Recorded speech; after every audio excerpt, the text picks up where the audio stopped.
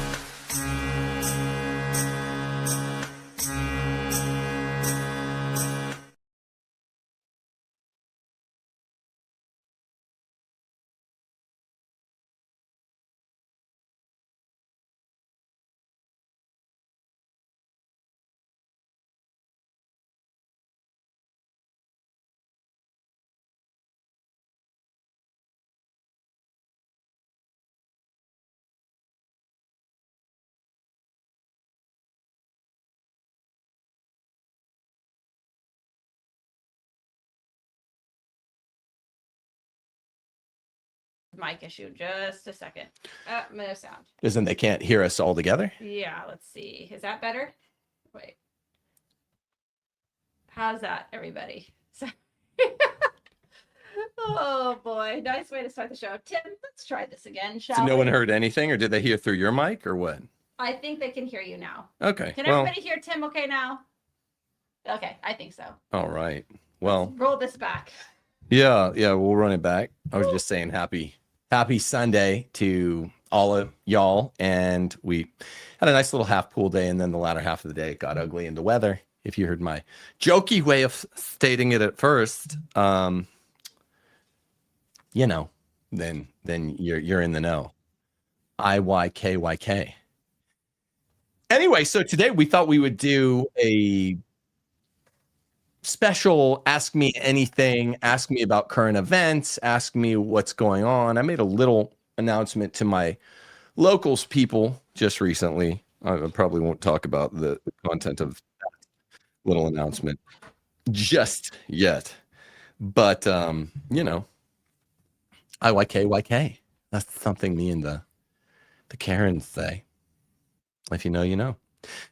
But it's been a wild time as we are winding to something I've been watching a bit closely is the announcement that is now due tomorrow morning from my friend Michael J. Knowles as to whether or not he will choose to moderate the debate between Candace Owens and Andrew Wilson. Both sides I'm friends with, and that debate is supposed to be Friday on the Erica Kirk, Charlie Kirk, TPUSA, Israel normies versus non-normies debate. Who killed Charlie Kirk? I have some background info on that, but I'm sincerely not sure one way or the other whether or not Michael's going to go ahead and moderate the debate. And I have some interesting speculative insights as to what would happen if he didn't moderate that debate. But well, I guess we'll just wait and see. So that's something I've been watching closely because this is of interest to many folks of goodwill, including myself. Also, we have, you know, what's been going on in the Catholic world. Some, you know, the church marches on under the banner of Pope Leo XIV. SSPX continues to be an issue. The Society of St. Pius X. We had a great debate on this channel on Friday. If you haven't seen that, go watch it. It was a very interesting indefectibility and the society debate by Xbox Live Republican and Pine Sap. They both did a good job. I wouldn't just say that. People know I would not hesitate to say something mean about normies or society defenders. I love making fun of some context of both, but some aspects of both. But they both did a really nice job. So if you haven't seen that, go see it. But that is an issue that presses from the latter half of the Francis pontificate into the first half of the Pope Leo XIV pontificate, as does the questions of tradition. What role does it play? What role will it play in the future of the post-conciliar church?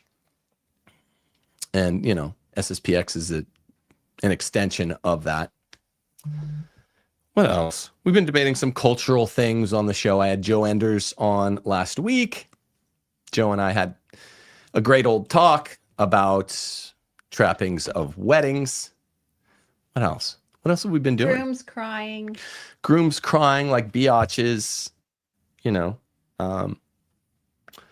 Feminism. We're going to lean back into the feminism thing. The Catholic Republic documentary is what we're in the final stages of fundraising for it, and we're going to start filming that thing in fall. It's going to be amazing for America's 250th. We didn't hit the 4th of July deadline, but you know, it's going to be an amazing movie, just like What a Woman Is was an amazing movie up on CandaceOwens.com. All right, do we have any questions? Do we have anybody that wants to call and press any buttons? So how this will work today is that we're opening up the call line to our local supporters. Yeah, if locals. You go to locals right now. The link is on Tim's homepage. If you'd like to become a local supporter and call in, feel free to do so, and you'll be able to get that link.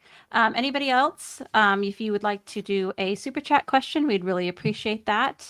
And let's get to some of the calls. I think our first call is Alan. Hey, Alan. Hey, Tim and Steph. How you guys doing? Great. Well, how are you, bro? Doing all right.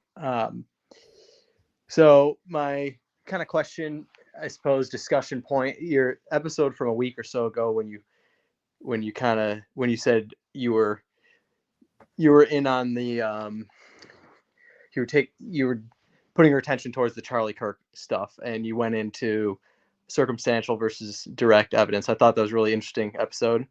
Had never heard circumstantial evidence explained that way, and really enjoyed it. I guess my question is, Sure. I heard your point on all the circumstantial evidence around Israel. I think mostly is what you were focusing on, and TPUSA, all these things. What is your opinion on the circumstantial evidence with Tyler Robinson, as opposed to the direct? Because I think people just focus, they go crazy on all the direct evidence. That was your whole kind of point. But what about all the circumstantial evidence with Tyler Robinson? I don't think there's a lot. I mean, there's a lot of ostensible direct evidence, you know, material evidence, but you always, like I said in that show I did on it, you can have circumstantial without direct and get a conviction. That's very common. That's been common for most of the millennium-long life of the common law. You can't really have you can't really convict with direct evidence, but no circumstantial evidence, unless you have a crystal clear photo. But how do you know the photo wasn't falsified? Video, how do you know it wasn't falsified? Audio, how do you know it wasn't falsified? You need a circumstantial picture to develop means, motive, opportunity, or else it's not really a story. And that's what humans react to, is stories. So I don't know it all that well. I mean, I know it well, but I don't know it as well as the folks who are really looking at the fact pattern. I just know you got a lot of fishy stuff. You got these text messages between Tyler and Lance Twiggs that no one ever bought. You know, they sound like they were written by Kash Patel. Even my normier friends who are more skeptical of conspiracy theories are like, okay, these sound like they were drafted by Kash Patel. And you have the inconsistency of the narrative on whether or not Tyler Robinson's parents believe he was in on it. You know, they urged him to go turn himself in because there's a manhunt on. That doesn't mean they urged him to turn himself in because they think he's guilty. That's just, hey, go cooperate with the legal process, trust the process, be a good citizen, yada, yada, yada. You wouldn't want your kid to get shot on sight. So the video, which I'm just going to say it, Jack Posobiec swore, was absolutely confirmed, showed Tyler Robinson up close, clear, taking a shot. There was no video of any shot, and there was a video of a man on a roof that looks as much like Lance Twiggs as it does like Tyler Robinson, as much as it does like Freddie Mercury. You know, it could be anyone. So there's definitely, there seems to be some connection of Lance Robinson to the fact pattern, but this is why you get false convictions if you only have direct without circumstantial. You usually don't get false convictions with circumstantial but no direct. The best is both together. Sure. And I guess that's kind of what I'm getting at, is to me, it looks like there's both for Tyler Robinson right now. You know, I don't know much about the case either, but I kind of came out of this. I don't know as much about the case as a lot of people. I haven't followed it that closely. I kind of found Candace's takes interesting at the beginning, but kind of lost interest when I didn't think she really got anywhere with it, you know.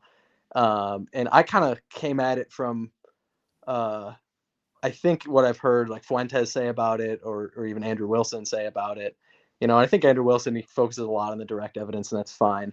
But then I listened to your episode, and that's what got me thinking, like, I don't know. I mean, I don't, when we talk about circumstantial evidence, it's like Tyler Robinson apparently said, I have a chance to take him out, I'm going to take it, you know. And to me, that's circumstantial, not direct. And if someone had on good faith that Erica said, I have a chance to take him out, I'm going to take it, you know, someone had a recording of her saying that, or overheard her saying that, we would say, you know, that's very strong circumstantially. So you see what I'm saying? It seems to me like there's a lot of circumstantial there as well.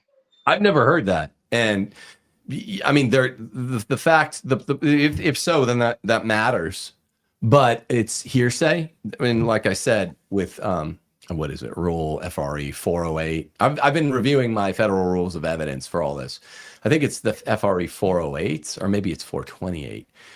All the exceptions to hearsay swallow the rules. There are about 25 exceptions to hearsay, just that it can be allowed in, even something called multiple hearsay. And, you know, X says Y says Z said something can be allowed in if it qualifies for one or more of the exceptions. So I've never heard that he said that. But remember, we already have lots of parallel evidence going the other way against Israel. So it's a false dichotomy to say Tyler Robinson, if he's the shooter, then no one else is. You know, sure. Remember on that show, I think it's like 80%. The conspiracy point. Yeah, it's a good point. Yeah, most political assassinations involve a conspiracy. I think it's well over 80% are conspiracies. Some goofball kid who doesn't really have a motive, you know. I mean, I guess TPUSA and normies say, well, he's crazy because he's a tranny. It's like, yeah, troons are crazy, but crazy people still operate on the principle of practical reason, right? Meaning where you always want to do what's good and avoid what's evil from your perspective. And there's just not a lot of means, motive, opportunity there. But I could buy that he was the shooter. I really could. That's why I'm more open than most people that lean closer to Candace's side. They're all in on the road mic. I'm just like, I could buy that, but I could buy. That's why I want to hear the debate, you know. And I have communicated with both parties, with both camps. I was just communicating with Andrew's wife Rachel about 20 minutes ago. She told me a couple very interesting things about the debate itself, but that could involve myself even. But I don't know that Tyler Robinson. I don't know anything. All I know for certain is what I said about FRE Rule 401 and 403. And I know for certain that most people are brainwashed that have no legal training, and they think, well, there's not a shred of evidence. It's like, bro, means, motive, and opportunity evidence is very circumstantial and is the most compelling kind of thing, because human beings, when you understand the psychology, they don't do murders without a motive and a means to do it and an opportunity to do it. And so that's why when there's a murder, the spouse is usually the first person looked into, recent life insurance accounts, recent lover found, because that's, everyone fits into these boxes.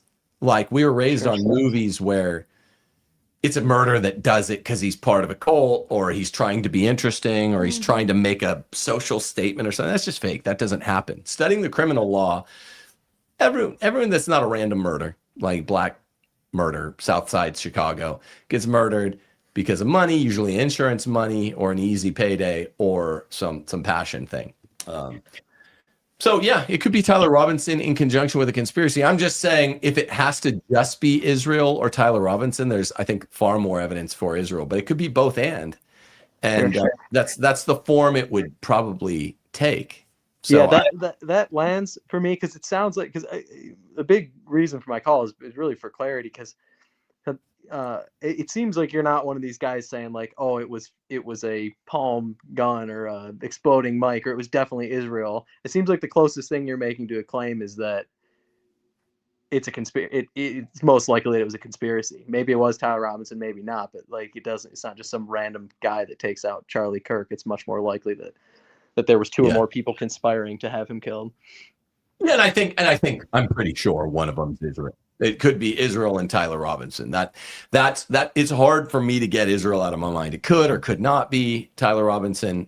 There's a fair amount of evidence to place him at the university that day, but and I don't know whether or not there's. I mean, the 30-06 stuff is just so damning. I just bookmarked another ballistics test on YouTube. 30-06 will penetrate half-inch steel. Sure. It's just, so that's a really hard one, but yeah, maybe he was the patsy and he was supposed to be he was up there. I don't know. But so yeah, I don't think it needs to be a mic. I don't think it needs to be a gun. I think it could be like the JFK thing where there were multiple shooters at 3 or 4 locations. And there's even plausible deniability. They call it, what do they call it in Dostoevsky? Firing squad rule. Firing squad rule is, you got six fires at the firing squad, 6 bullets, 1 blank, but five bullets, and then all 6 of the firing squad firers get to say, I don't think it was me, even though 5 of them hit, only 1 didn't. It's called firing squad rule, and that's kind of the way this whole shit plays out. I think is there's probably a gun, whether or not it shot a blank or whatever. So no, I'm not committed to anything other than it really, really looks like it was probably Israel. And what I know for a fact is that evidence is relevant if Rule 401 of the FRE it has any tendency, there's a very low bar, to make a fact more or less probative than it would be without the evidence, and B, the fact is of consequence in determining the action. So that's a really low bar, and something I told my friend Andrew, who has some doubts that I share and probably a lot more doubts about the conspiracy than I don't share. I said, like, people who don't have legal training don't understand FRE 401. Almost everything qualifies as relevant evidence. That doesn't mean everything comes in. It's got to pass Rule 403. If 401 is an upward force, 403 is a downward force. That's where, probative can't be outweighed by danger of bias or some other impermissible harm. And then, only certain types of hearsay make it in. Broadly, hearsay doesn't make it in. There's a bunch of reasons why evidence could be biasing, that even material evidence doesn't make it in. But the point is, it's really strange that everyone's saying, shut up, shut up, shut up, to all the damning evidence that Joe Kent wanted to raise at the beginning as the counterterrorism director. And Kash Patel said, shut up, there's nothing to see here, even though Joe Kent was saying there's a lot of evidence this is foreign nations. That's made it more, and the odd behavior of Erica Kirk and all that, the reaction to the people just asking normal questions has been as damning as a lot of the other circumstantial evidence. But thanks for the question, and God bless you, man. Yeah, well, thanks, guys. Appreciate it. Okay. Sure.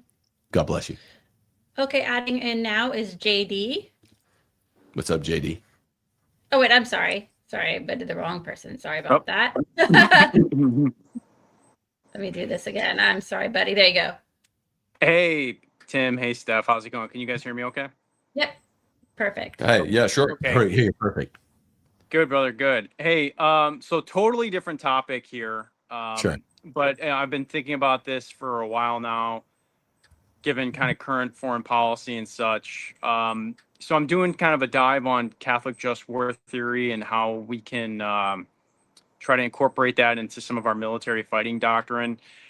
And I was wondering, I think the first precept of it is that it must be waged by a sovereign authority. Okay. Yep. So I would be curious to hear your take on if that lies solely with, the political ruling class. Back in the day, it used to be a monarchy. Now it's sort of like a quasi-republic or whatever the hell the U.S. is metastasized into. Right. But would you extend sovereign authority into like the generals and like the field grade officers that are also waging that? What levels and what sort of structure, and I don't want to use the word loosely of metaphysical, but like what type of what would you say in the military class would constitute sovereign authority, and how would that feed into the structure of the first precept? Architectonically, the prerogative of the state is, I think, from a moral Thomistic perspective, relatively easy to deputize. So I think that I don't think there's valid moral sovereign authority when Washington, D.C. tries to tell farmers in Honolulu, Hawaii, or even in Wisconsin that they can't consume their own wheat. That's like globalism. But from the for the purposes of just war theory, I think it's a sovereign enough authority on that first prong for it to just be the national government, even if it's not a particularly moral state. So I think that just war theory is going to fail on other prongs. I'm not trying to be peremptory, but I think that the easiest prong probably to pass is the sovereign authority. It doesn't necessarily mean a super just sovereign authority, but yeah, the generals and the field officers are to the extent that they're commissioned by the state and deputized by the state, they have whatever extent of the prerogative of the war powers of the state as they were given, to whatever extent they did that they have. And is there certain ways that they're supposed to operate in order to uphold that sovereign authority doctrine? Both not just in the execution of the war, but really sort of like the lead up to it. If they're, for instance, if they're supposed to be advising their civilian counterparts of, hey, you are proposing that we go to war to do X, Y, and Z. What type of role would you say, if any, would they have to undertake in order to fulfill any role they have in waging a sovereign war, so they can kind of check the box on that first precept? Well, all of the precepts themselves, I'm sure you could break down into elements and do self-constitutive elemental analysis. But I would say that the legitimate authority question is mutually constitutive, partly with the other prongs, like it's got to be a just cause, right?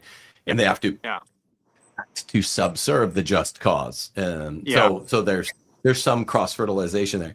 They have to have the right intention, meaning the aim must be restoring just peace, and it's got to be something near to what the stated intent of the war is. That doesn't mean there's no ulterior motivation, because some of that's licit, but there has to be at least a just cause that, if it's one of the virtual intents of the war, constitutes a right intent.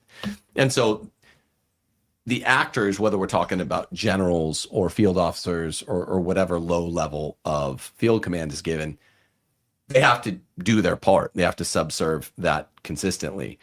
Some people throw in this idea of war, a just war has to be a last resort. That's been added since Thomas's day.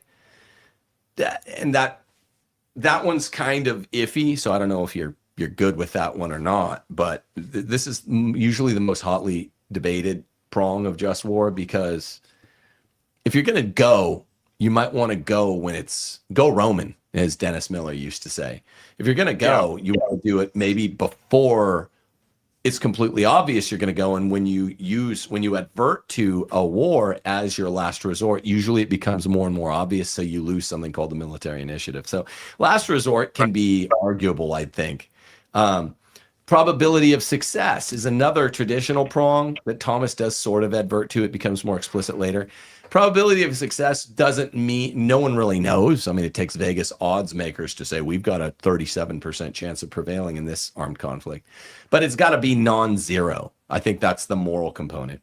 And then proportionality. Proportionality is, I think, probably the most important component of just war theory. I think it's the principle double effect. Yeah, well, you remember the state holds prerogative, so it does not need to advert to the principle of double effect in war. Soldiers can intend to kill other soldiers, same as the state can intend to kill guilty accused. State doesn't need to advert to the principle of double effect to make intended killings, like to put a murderer to death or to go to war. Principle of double effect only kicks in when it's a private citizen defending himself or others. Right. I should clarify that. I'm thinking of a scenario where there could be quote unquote collateral damage, in which case I think the principle of double effect absolutely has to be used as sort of a call it whatever a 4-gate methodology to ascertain if said course of action is a morally illicit one.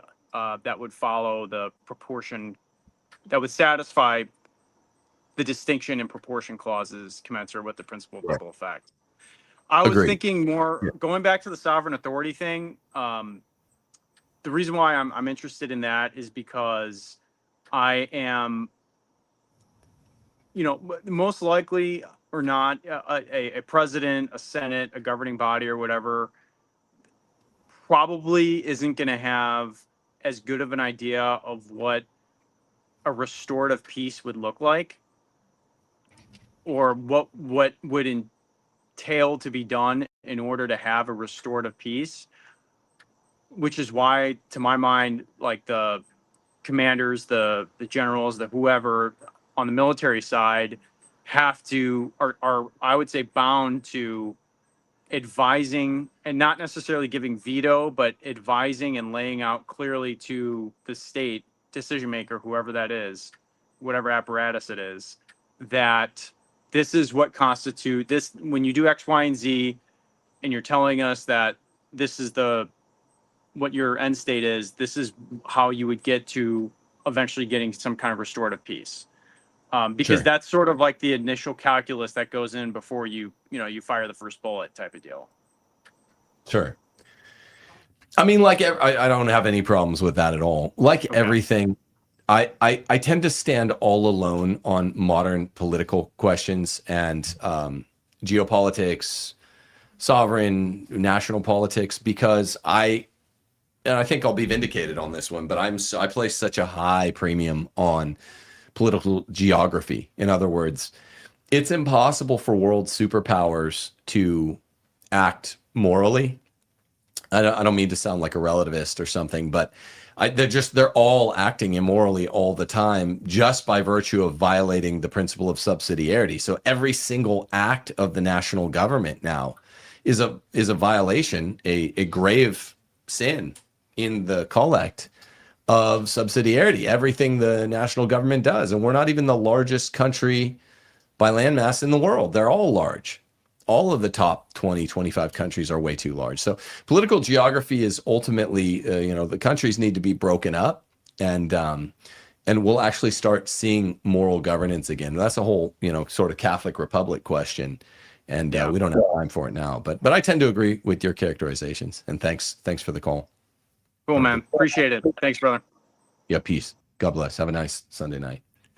Okay, next up we have Tim, and I just want to let everybody know we are doing a locals call-in feature for tonight, but if you have a question that you'd like to ask Tim, feel free to super chat, and we will see if we have time for basic questions in the chat feature. But if you are a local supporter, feel free to line up now behind stage, and we will take your call. All right, Tim. Hey, how's it going? What's up, Tim? It's Tim. Yeah. Called in like actually just quick update. That might be Tim the second. Need more Tim, of course. But here's Sorry, Tim. I think your every other word is kind of muting for some reason. So You're getting sound gated. Yeah. Sorry about that. Good now? Good now? That's better. Let's see. Okay. If, Okay. Cool. Maybe Cool. not. Yeah. Yeah. Well, just no. up. Working. Still getting sound gated. Sorry. Try calling back, and if not, just write. If it's still doing it, then just write it in chat, and we'll read it for sure. Sorry about that. I don't know why that is. Yeah, just sign out and sign back in, and we'll take your call. Okay. Sorry about that, Tim. Okay, let's bring in Benjamin. Oops. Let me do this here. Why isn't that doing it? Sorry. Okay. Well, now it's acting funky. Now it's not letting me do this. Well, yeah, let me do this. Okay, we'll take this one off. Ah! I'm having all sorts of problems today. Okay, there we go. Hi, Benjamin. How are you? I can hear you, Benjamin. Is this Mr. Wood or no? I don't think it's working. Yeah. Wow. Are you there? Can you see us? Hear us? I don't know why we're having all sorts of issues today. We don't normally have the tech You problem. hear me at all? We can hear you. I can hear you. We can hear you. Yep, we got you. We can hear you. I'll go back to it. We can hear you. Ask your question. Tell him to ask his question, and Yeah, then let me do we'll this. sign him out. Benjamin, can you hear us on this end? He cannot. Okay, sorry about that. Let's see if let's add Tim back in. Hey, Tim, how's that? Oh. Is that better? Yeah, what up? All right, let's see if this Can you hear works. me? Yeah, we can hear you. Okay. I cannot hear you though. Oh, that's weird. I wonder why we're having issues. Tell him we can hear him. Ask his question, and then we'll sign him out. I'll answer. Okay. Can you? I'll chat. Let me. Anybody else doing this? Just ask your question, sign out, and I'll answer it, and you can go listen to the answer. I'll just Sorry, say we I don't can know why we're hear having these problems. you. Just speak when you're up. How about that? Yeah, just ask your question. I'll sit here. We'll sign you out, and I'll answer the question. Yeah, sorry guys. I don't know what's going on. We had some issues with the debate. We had an echo with Pine Sap, and then I don't know what's going on with our very expensive Rodecaster that should not be doing this. Well, But it's a Rode mic, so it's suspect. okay, all right. While we're figuring this out, let's read some of these super chats. Thoughts on unconditional versus conditional election? You know, I have the view you assume I have on conditional versus unconditional election. Did you want to specify that some more? I mean, we're just talking about Calvinism and how silly I think it really is. Yeah, ask me some follow-ups. Yeah, you obviously don't have to do more super chats for it, but if you have some Yeah, more, you don't have to super chat more. I just Yeah. want to know what you think about it. What you want to know. we about have Matthew in chat that said Tim sick shirt dog, and also the mullet combo is wild.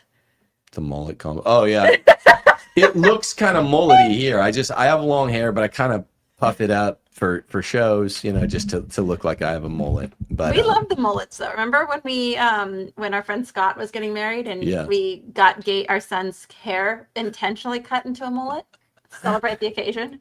yeah, That was fun. yeah, that was fun. No, I'm down for a more specific conditional versus unconditional election discussion, but brief. But I'm just, you know, I don't know. We'll see. Let me know. All right, let's try Benjamin again. Let's see if this works. Okay. Let's see here.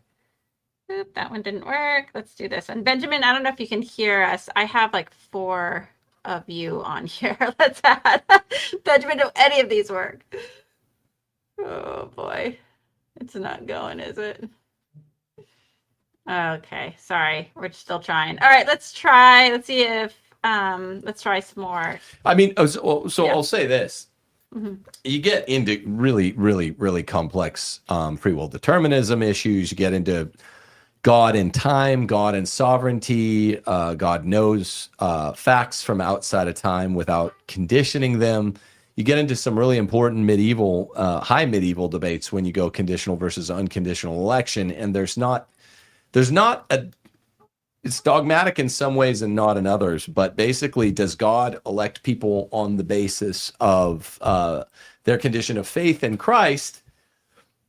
You have to be careful with this side. You have to be careful on either side, because then it becomes Pelagianism if you don't frame this up correctly.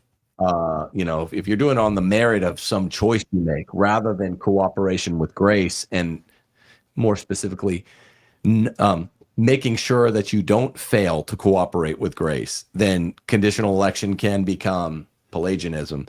Unconditional election, whereby God elects people according to his sovereign will, not because of anything they do, can also be a illicit worldview if it's not voluntarist, but it's almost always voluntarist, right? Does God's will follow his intellect, or vice versa? God doesn't have, there are no parts in God. So when we talk about his will versus his intellect, we have to make sure to say that they are conceptually separable without being ontologically separable. But suffice to say, we're not voluntarists, we're not Lutherans, we're not Protestants. So there are pitfalls on either side. And, basically, is this all sort of contemporaneous from the perspective of, because God's determining things from outside of time and space? Is it really that God makes his election, then the person has eventual faith? Or is it that God has foreknowledge of a person's faith and then it enables election? It's really hard to say from an atemporal point of view. So they're both, they're both sort of associated more than with a Catholic view, because we don't have it. It doesn't come down to us with these terms, because it's so much more philosophically complex to be really one-sided on either way. Conditional election is more associated with like Wesleyan or even the Arminian church or whatever congregations, and unconditional election is obviously like Tulip, 5 Points Calvinism, and the Reformed post-Calvinisms, those 30,000 sects. So neither of them are really Catholic. That doesn't mean we deny the binary nature of the question, the dichotomous nature of the question, the disjunctive syllogism, but it's just a more complex question than what I think a Protestant is capable of dealing with. Okay, let's try Benjamin again. Let's see here. Can you hear us okay? I can hear you fine. Can you hear me? Oh, perfect. There we go. We got it worked out. Yes. Great. Yes, sir. We're rolling now. Great. So my question is, well, first of all, I hope I saw your, I don't know if there's an update, but I do hope that you're the one to moderate the debate between Andrew and Candace. So that would be really cool. Yeah, So it would be a neat thing. I think Knowles might shock the world tomorrow morning and say he's going to do it. Everyone's saying, "Oh, he wouldn't be allowed to." I think he could do it if he wants to do it. I think Ben would want him to do it, because Ben, it sounds like Ben's on Andrew's side to me. So it seems like, if anything, what? No doubt Ben's on Andrew's side. So it seems like, if anything, he would want, Candace to lose the debate, and if he thinks Andrew would, I'm not even really, like, I'm probably more on the Fuentes side, but I've heard your side, and I don't know what I think about it, but it seems like, people saying Michael, he has to do what Ben says. It's like, on this issue here, it seems like Ben would want him to do that, to moderate. Yeah, to whatever extent, they do cover up the question as to what the org chart looks like at Daily Wire. And I have lots of friends, not just Michael at Daily Wire. The org chart is not perfectly clear. But so it could get disrespectful to Michael Knowles for them to just be like, well, Ben's not going to let him do it. But to whatever extent he would be persuaded by his associations at Daily Wire, well, even then it's not perfectly predictable, even if we assumed that out of hand, that he's going to do what Daily Wire wants him to do, because that's still a question of who do they think would come out on the debate. I think what I can say unconditionally is whoever gets the upper hand in this debate, it's going to be deeply formative on the zeitgeist for the next year until the trial begins, or 6 months or whatever. I think this is going to be, it's a big thing. It's a big moment. Yeah, I guess my question, it actually does have to do with Israel. So I taught at a classical Christian school for a little bit. Mhm. The school is very influenced by a guy named Doug Wilson. I don't know if you heard that name. Oh, I know. Yeah. Yeah. So lots of thoughts about him, but that's not what my question is about. So, some guy who I used to teach with, I was unfortunately fired from that school, but some guy I used to teach with, I was very good friends with him, kind of texted me out of the blue, and he wanted to talk about like Israel with me, and he's like very, very pro-Israel and like very pro-Zionist, not like a crazy dispensationalist or something like that, but we were talking like back and forth, and I'm like, yeah, it's almost like talking to a brick wall on these issues. But what's funny is I'm 32. He's like my age. Like I could understand talking to like a boomer who just like worships Israel.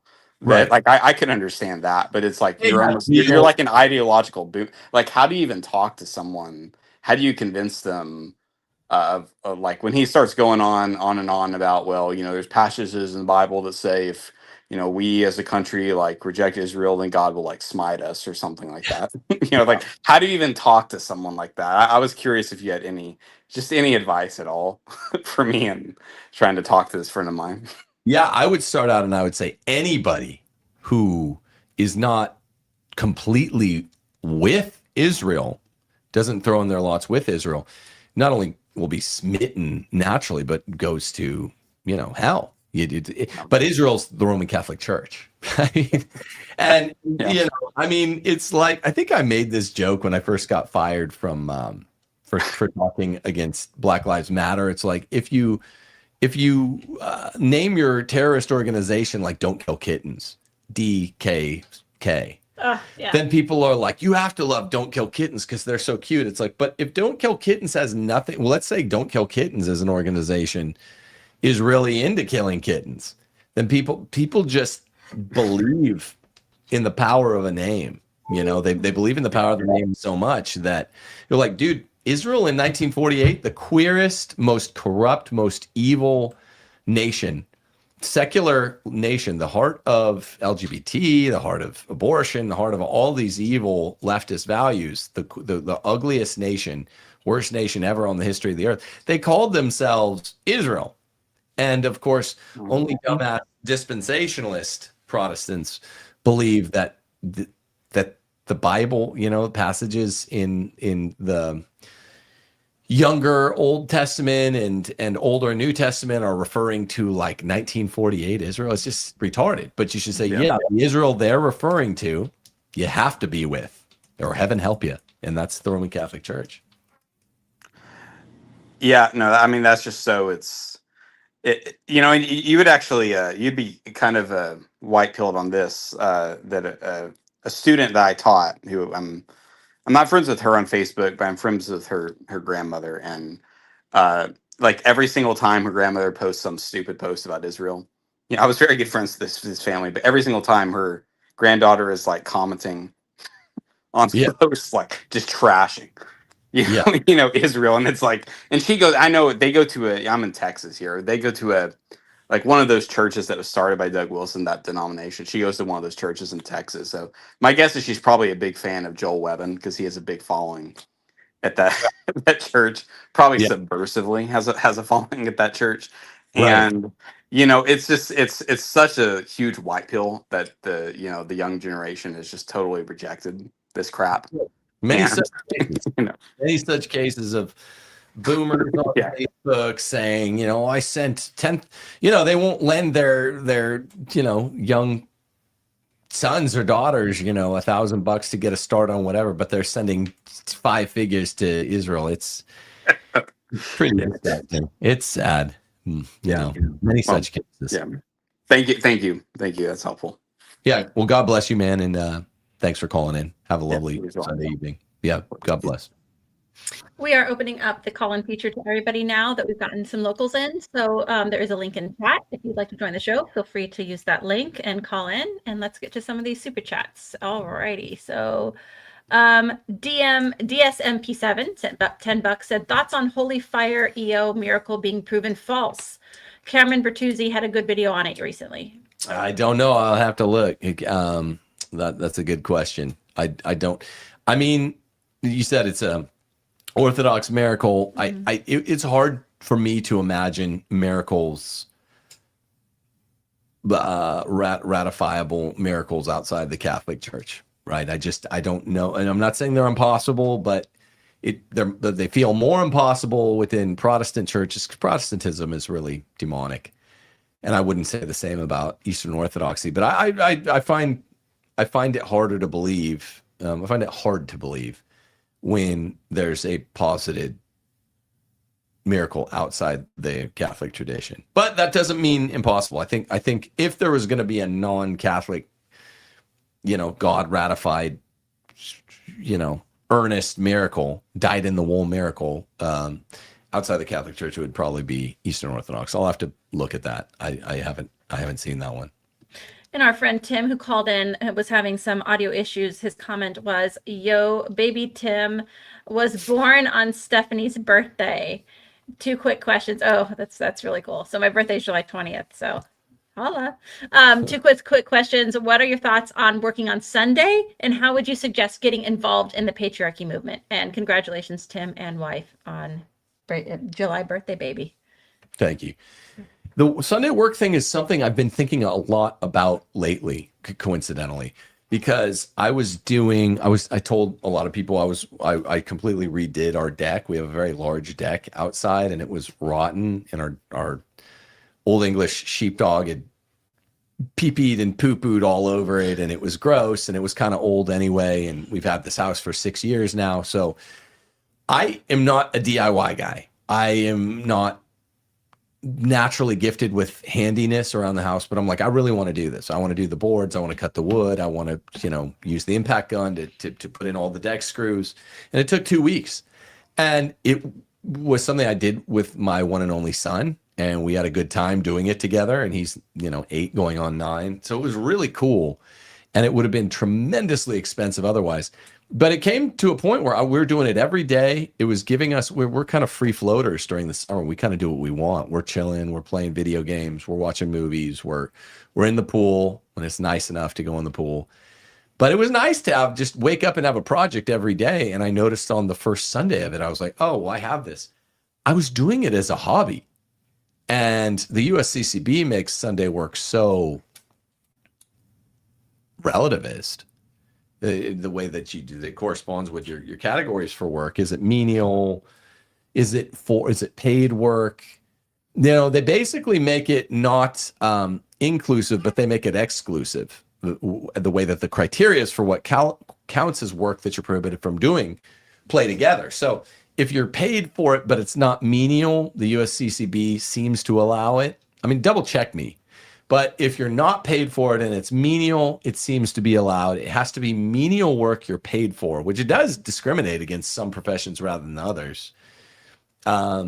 Seems to be what is being targeted. And yeah, it's something we should look into, take serious, because the Catholic tradition, bimillennial Catholic tradition, does take it seriously. And generally, we do try to chill on Sundays, but in summer we're chilling more week round. So I don't know. This is I'm kind of doing my work right now. You know what I mean? And a lot of people realize that, oh, I'm sort of, I'm getting ready for the week. Or if you're a writer or something like that, or something artistic, a sculptor, or a drawer, a painter, you might easily just be like, I enjoy my work so much that I'm doing it today. The main thing is to try to really spend a lot of family time Sundays and all other 6 days, because one thing that I've really noticed, people my age and a little younger, there just wasn't enough family time. And I think that's, of course, you got to get to church, but when you're not at church, you should be spending most of your Sunday with your family and your Saturday. That's really, families don't spend enough time together. And I know that's the generality, and it's kind of like boring, pukey commentary, but really try to spend that time with your family. And then we do not eat meat on Fridays. You really can't. That's more obvious. Even the USCCB says you got to hold to meat abstinence on Fridays or give up some other penance that should be as hard or harder. So even the squishy liberal USCCB keeps that intact. You guys should not be eating meat on Fridays. And if you're going to do some substitute penance, it should be more inconvenient than the meat rule. So that's intact, but the USCCB seems to really kind of just defer to a looser, squishier sense of menial labor on Sundays. And most of what you're doing, like when I was working on the deck with my son, it was really a hobby. We were doing it for fun. If we were whittling out of the wood instead of using the saw to cut a measured piece of wood, then no one would give us a hard time. And since we don't normally do manly projects like this together, it's something I'm kind of just getting into because I have 7 little girls and one boy that's now old enough. I'm like, I'll kind of learn some of this shit as I do it with him. Because I didn't, grow up doing a lot of that stuff. I was good at sports, but other than that, I was good at school and I was good at sports, but I never really got into the manly DIY stuff. And I'm trying to pick up some more of that. So it's kind of more like a hobby, I guess. I hope that's illicit. It's just not that clear. It's not a clear expression the way it is with Friday meat abstinence for a good analog. Amen to that. Feel free to call in. There is a link for everyone to call in now in chat, so feel free to use that. Let's read some of these comments. Here we go. Oh, this is interesting. St. Justin Martyr said, met my girlfriend, then showed her Tim Gordon, and now we're getting married in January. Dope, St. Justin Martyr. Very cool. Good for you. That's all you got to do. Show her my book. If she needs a little prod extra, show her Steph's book. Maybe show her Steph's book first. Ask your husband, and that the stuff is all. Again, compare it to pretty clear no meat on Friday rule, not so clear what are we to do with work on Sunday rule. The rules on how to be a husband and a wife are crystal clear. They're like 10 times more clear, and they're not LARPy, and it's not just for old trad people. It's just for all Catholics. They're very, very clear. Even 7 of the 20th century popes are like, yeah, this is crystal clear.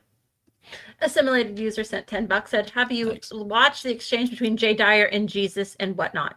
Would love to hear your insight since I'm still trying to wrap my head around the different paradigms of Roman Catholicism and Eastern Orthodox. God bless. Was this from last night or from, he's been doing so many debates. Jay and I have been talking about trying to set up another debate for DebateCon 9. We were texting most of the day yesterday and the day before, and he's like, oh, I got to go do an actual debate now. But I thought it was against some Muslim guy. So I'm forgetting when that is. No, I haven't seen it. We'll have to check that out. Bearbait7405 sent $10 and said, when can a Catholic cancel a family member? Oh, big topic here. Big topic.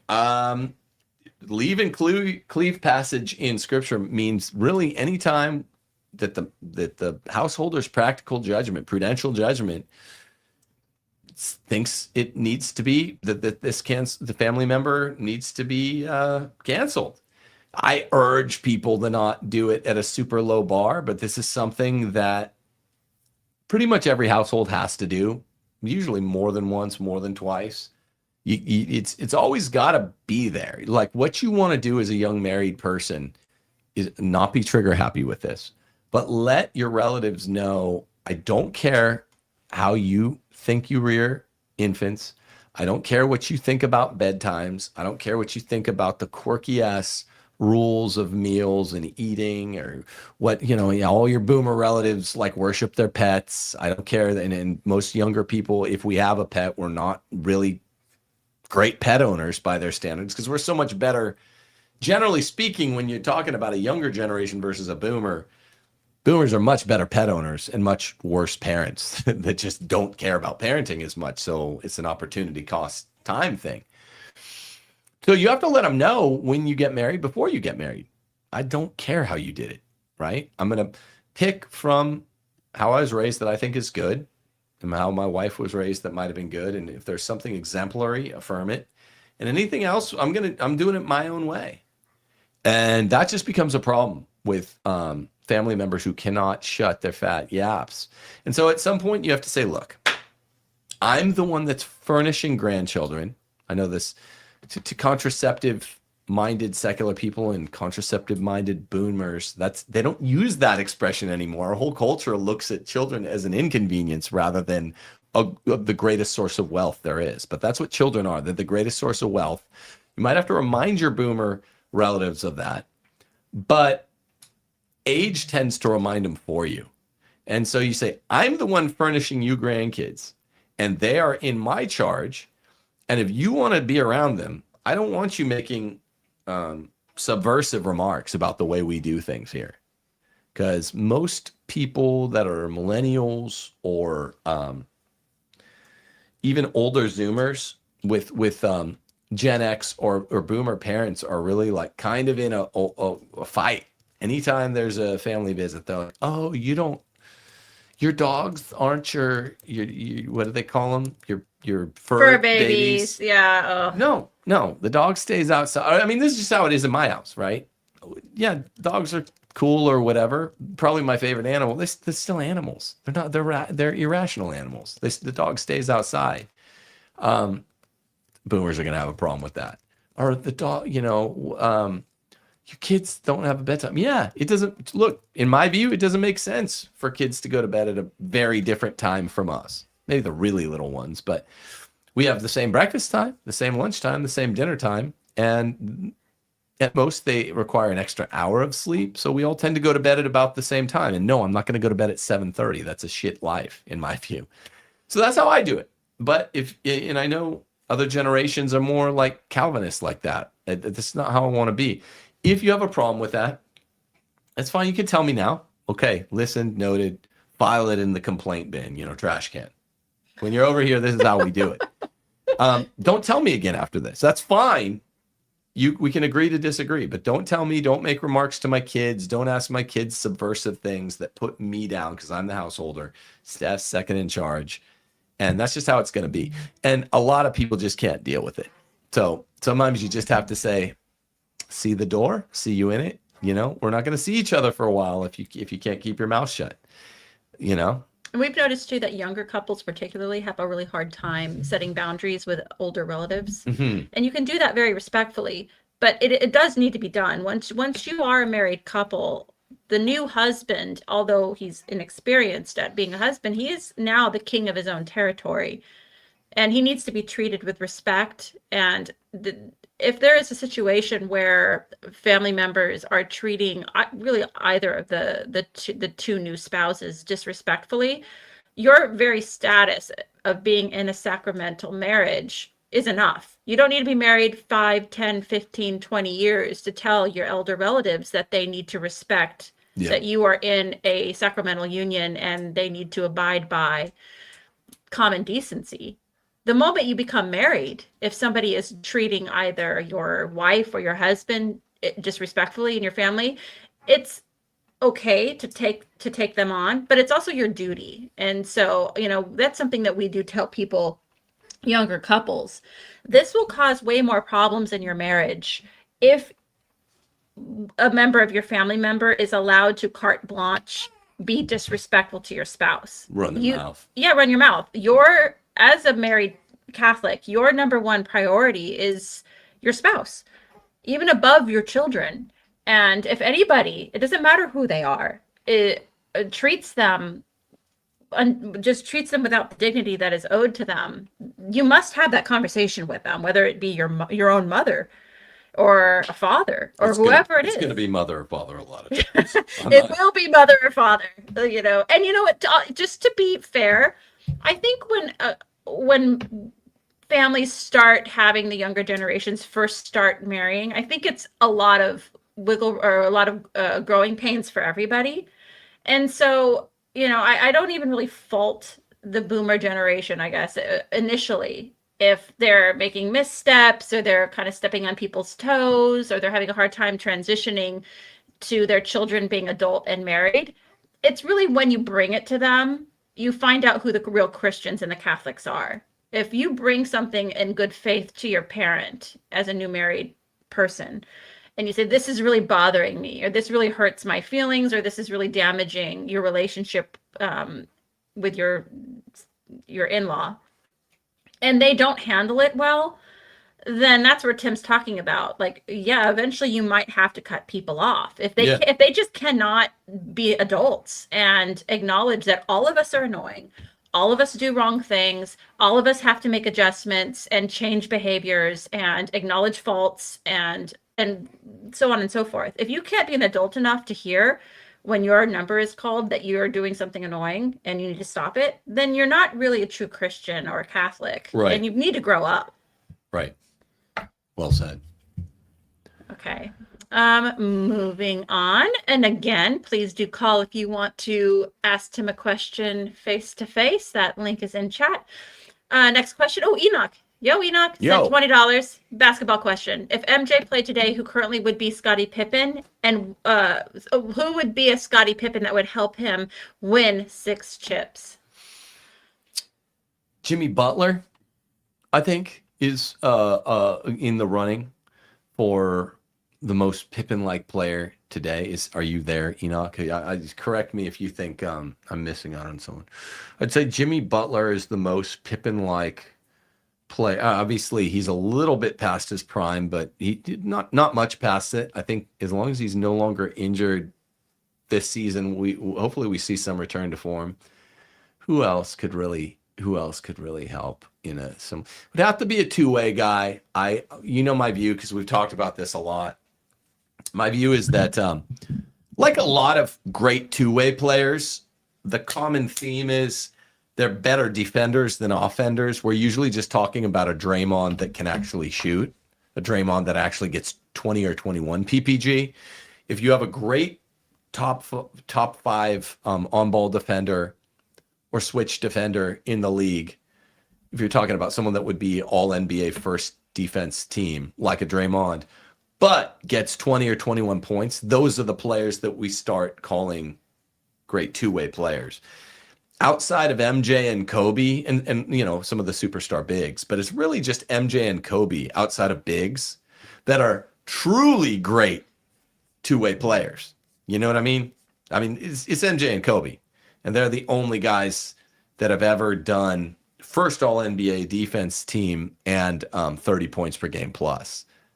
I'm just making the point that what we call a great two-way player is usually a great defender that's a good offender and getting 20, 21, maybe 22 points per game. And that's what Pippen was, and that's all it requires. You don't have to be 30 points per game and all NBA defender, or else you're going to be Kobe or Mike, and you'll be one of the 2 greatest players ever, Kobe or Mike. So I would say Jimmy Butler. I thought I had some more lined up. Enoch said, I'm still here. I didn't think about Jimmy, but you're not off. I was thinking Leonard. Yeah, no. Oh, now Kawhi is much more Scottie than he is MJ, but I think he honestly is a significantly better offensive player than. I think he's too good an offensive player to be called Scottie. I don't think Scottie's the top 40 all-time player. I don't think Kawhi is either, but Kawhi's probably, I don't think Scottie's top 50. Kawhi is probably somewhere between 41 and 50. I have this all kind of mapped out. I'd have to look at basketballreference.com, but I think Kawhi is too good an offensive player to be related to Scottie. I have a rough view of Scottie, but that he was going to be my second guy. I was flirting with saying him, but I'm like, I don't know. He's had some 26, 20. Well, I'm just going to do it right now. We're doing it live. We're doing it live. Kawhi's had a couple 26, 27 point per game seasons, and it's already up there. And Scottie Pippen is the player of the day up there. Kawhi Leonard. Let's look at his shit. So I always like talking to Enoch. Okay, yeah, I was right. Look, 27. Well, how many games did he play last season? Yeah, for the Clippers, he scored 27.9 PPG last season. Did you know that? I didn't know it was that high. And he'll have 23. He had 21 and a half, 23.7. I'm going backwards. 23.8. He was injured in all of 21-22. 24.8 in 2021. 27.1 in 1920. 26.6 that year with Toronto when they won it all. Weird, he only played 1 year with them. Was out another full year that last year on the Spurs. Remember, he wouldn't come back. That was odd. Then 16, 17, 25-5. He's too good at offense. He's too good a shooter, even though he has an ugly Kawhi Robotnik Kawhi shot. He's just too good a shooter. Last time I saw I guess it was the Clippers play the Pels. I had really good seats. I go to a lot of Pels games because it's cheap, and I bring the kids. And we were just watching him. and he sunk like 23s in a row or something, maybe 15. He's a really good offensive player. He's too good for Scotty. So I would say Jimmy Butler. Jimmy Butler might be a better offensive player than Scotty too. Nice. But I those want are to the give two. a shout out to Carrie Spencer. She said, I'm not properly dressed to call in, but thanks to the Gordons, I'm 26 pounds down. Good work. See, these are the type of women that I just love. Like, they're not getting defensive. Don't you feel amazing? I know. Don't you feel? 26 pounds. That's excellent for a lady. I mean, that's a lot of weight for a dude to lose. It's more because of simple proportion. I mean, I defy anybody, any woman out there who gets sensitive when we talk about the weight issue, to start losing weight and not immediately feel more confident, sexy, all that stuff, and more interested in your husband and not being shy and all that other stuff. Like in the bedroom, like it is, losing weight is so good for women in like 100 different ways. Give me one negative. like obesity is a sin, probably a mortal sin. Like you're doing, think of the parable of the talents. God gives you a body, like be good to it. So great for you. Good, very good work. And your husband, assuming you're married, it's just super thankful. It's super thankful. Yeah. When women care enough for their husbands to take that upon themselves and to start doing that, God bless you. God bless you for that. Crash Canyon says, if you say fur babies, you can't enter my house. Nor mine. Let's bring in a caller. We have Swifty. Let's add Swifty to the stage. Hi, Swifty. How are you? Hey, can you guys hear me? Us? Yep, sure can. Hey, gotcha. Question for Tim also. Just started kind of following you guys last year. Saw the documentary. Great documentary, What a Woman Is. Really great. Great book also, by the way. I haven't finished it, but Case for Patriarchy, really like that as well.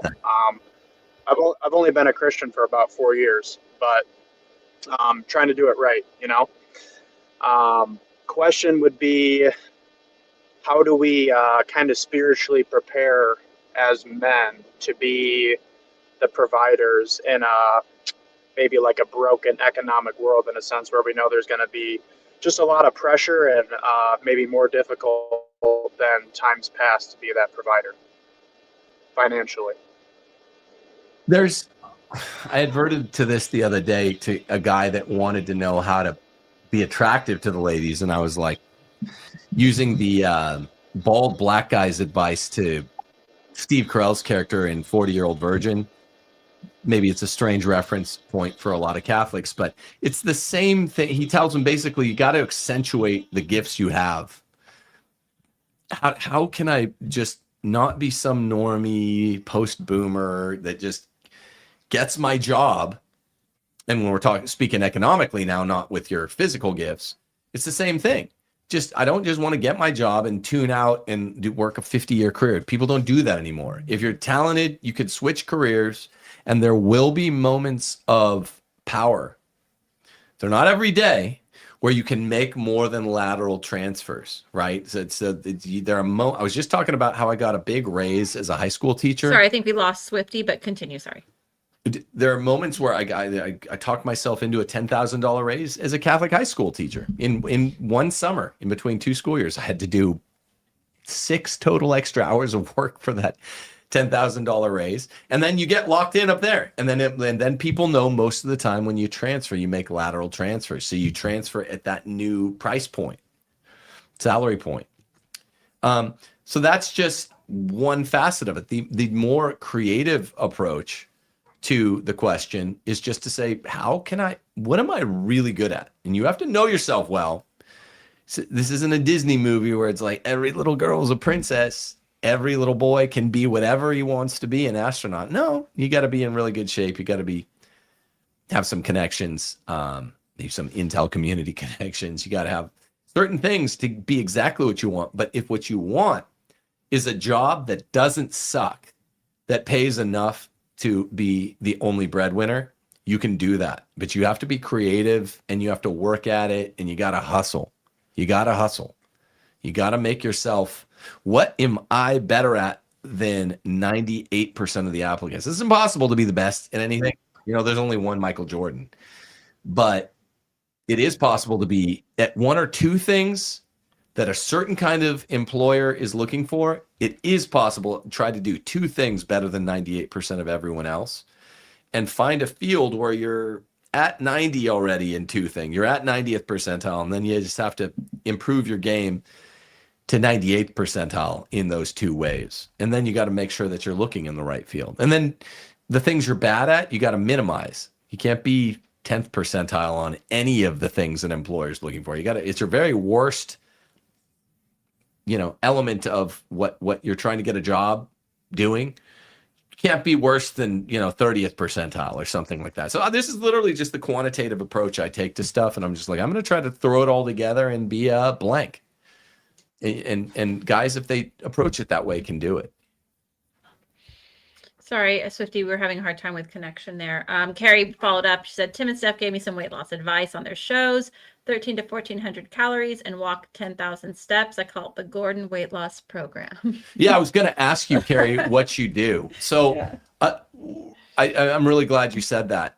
I mean, 1,400 calories. This is something, look, I'm not a dietitian. I'm not a nutritionist, but one thing that I think women need to do in general, even fit women who just don't want to lose their fitness, but particularly going at 40, you know, there's some metabolic sort of plateau you hit at 40, and then it starts getting harder to lose weight. You should not be eating as much. Your kids shouldn't be eating as much as you, unless they're teenagers. Your little kids shouldn't be eating up as much as their mom. They won't be.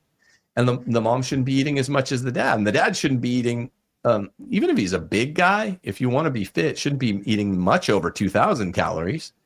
I mean, the mom you should keep a running total of calories. She shouldn't be much over 1,400 calories a day.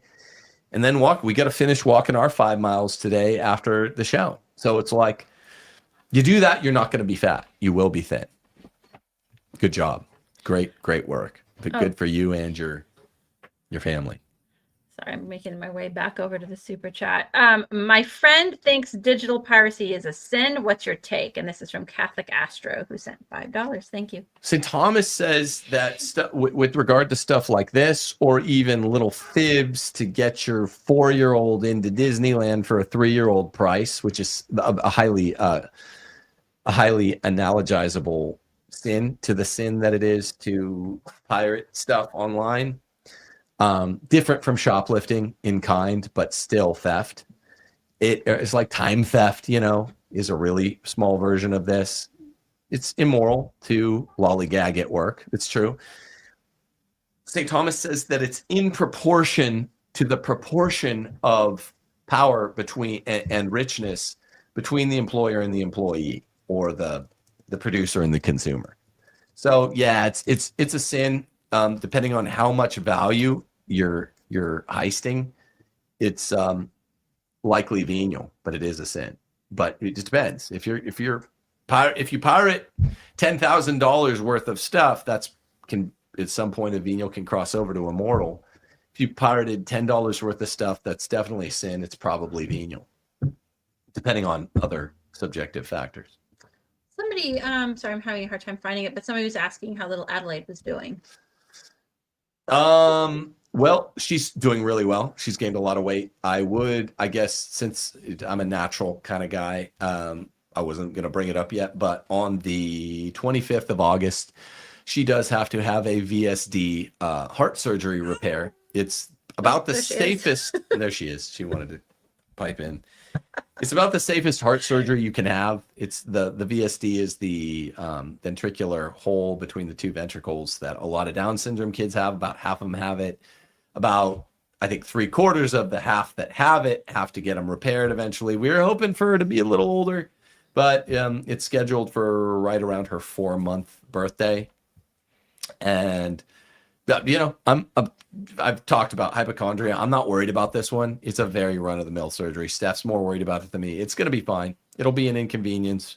We're taking another little break in a week, going on a little thing, a little junket, and it was right when we get back from that we'll have to go do it. So it's not going to be pleasant, but nothing's ever, God willing, going to match the brain surgery that Abby went through in April of 2020, where they basically removed the left side of her brain. So we're kind of troopers now. That's how I look at It it. reminds me of that poem in The Gray, the movie The Gray. If you haven't seen that, it's a very good movie. But once more into the fray.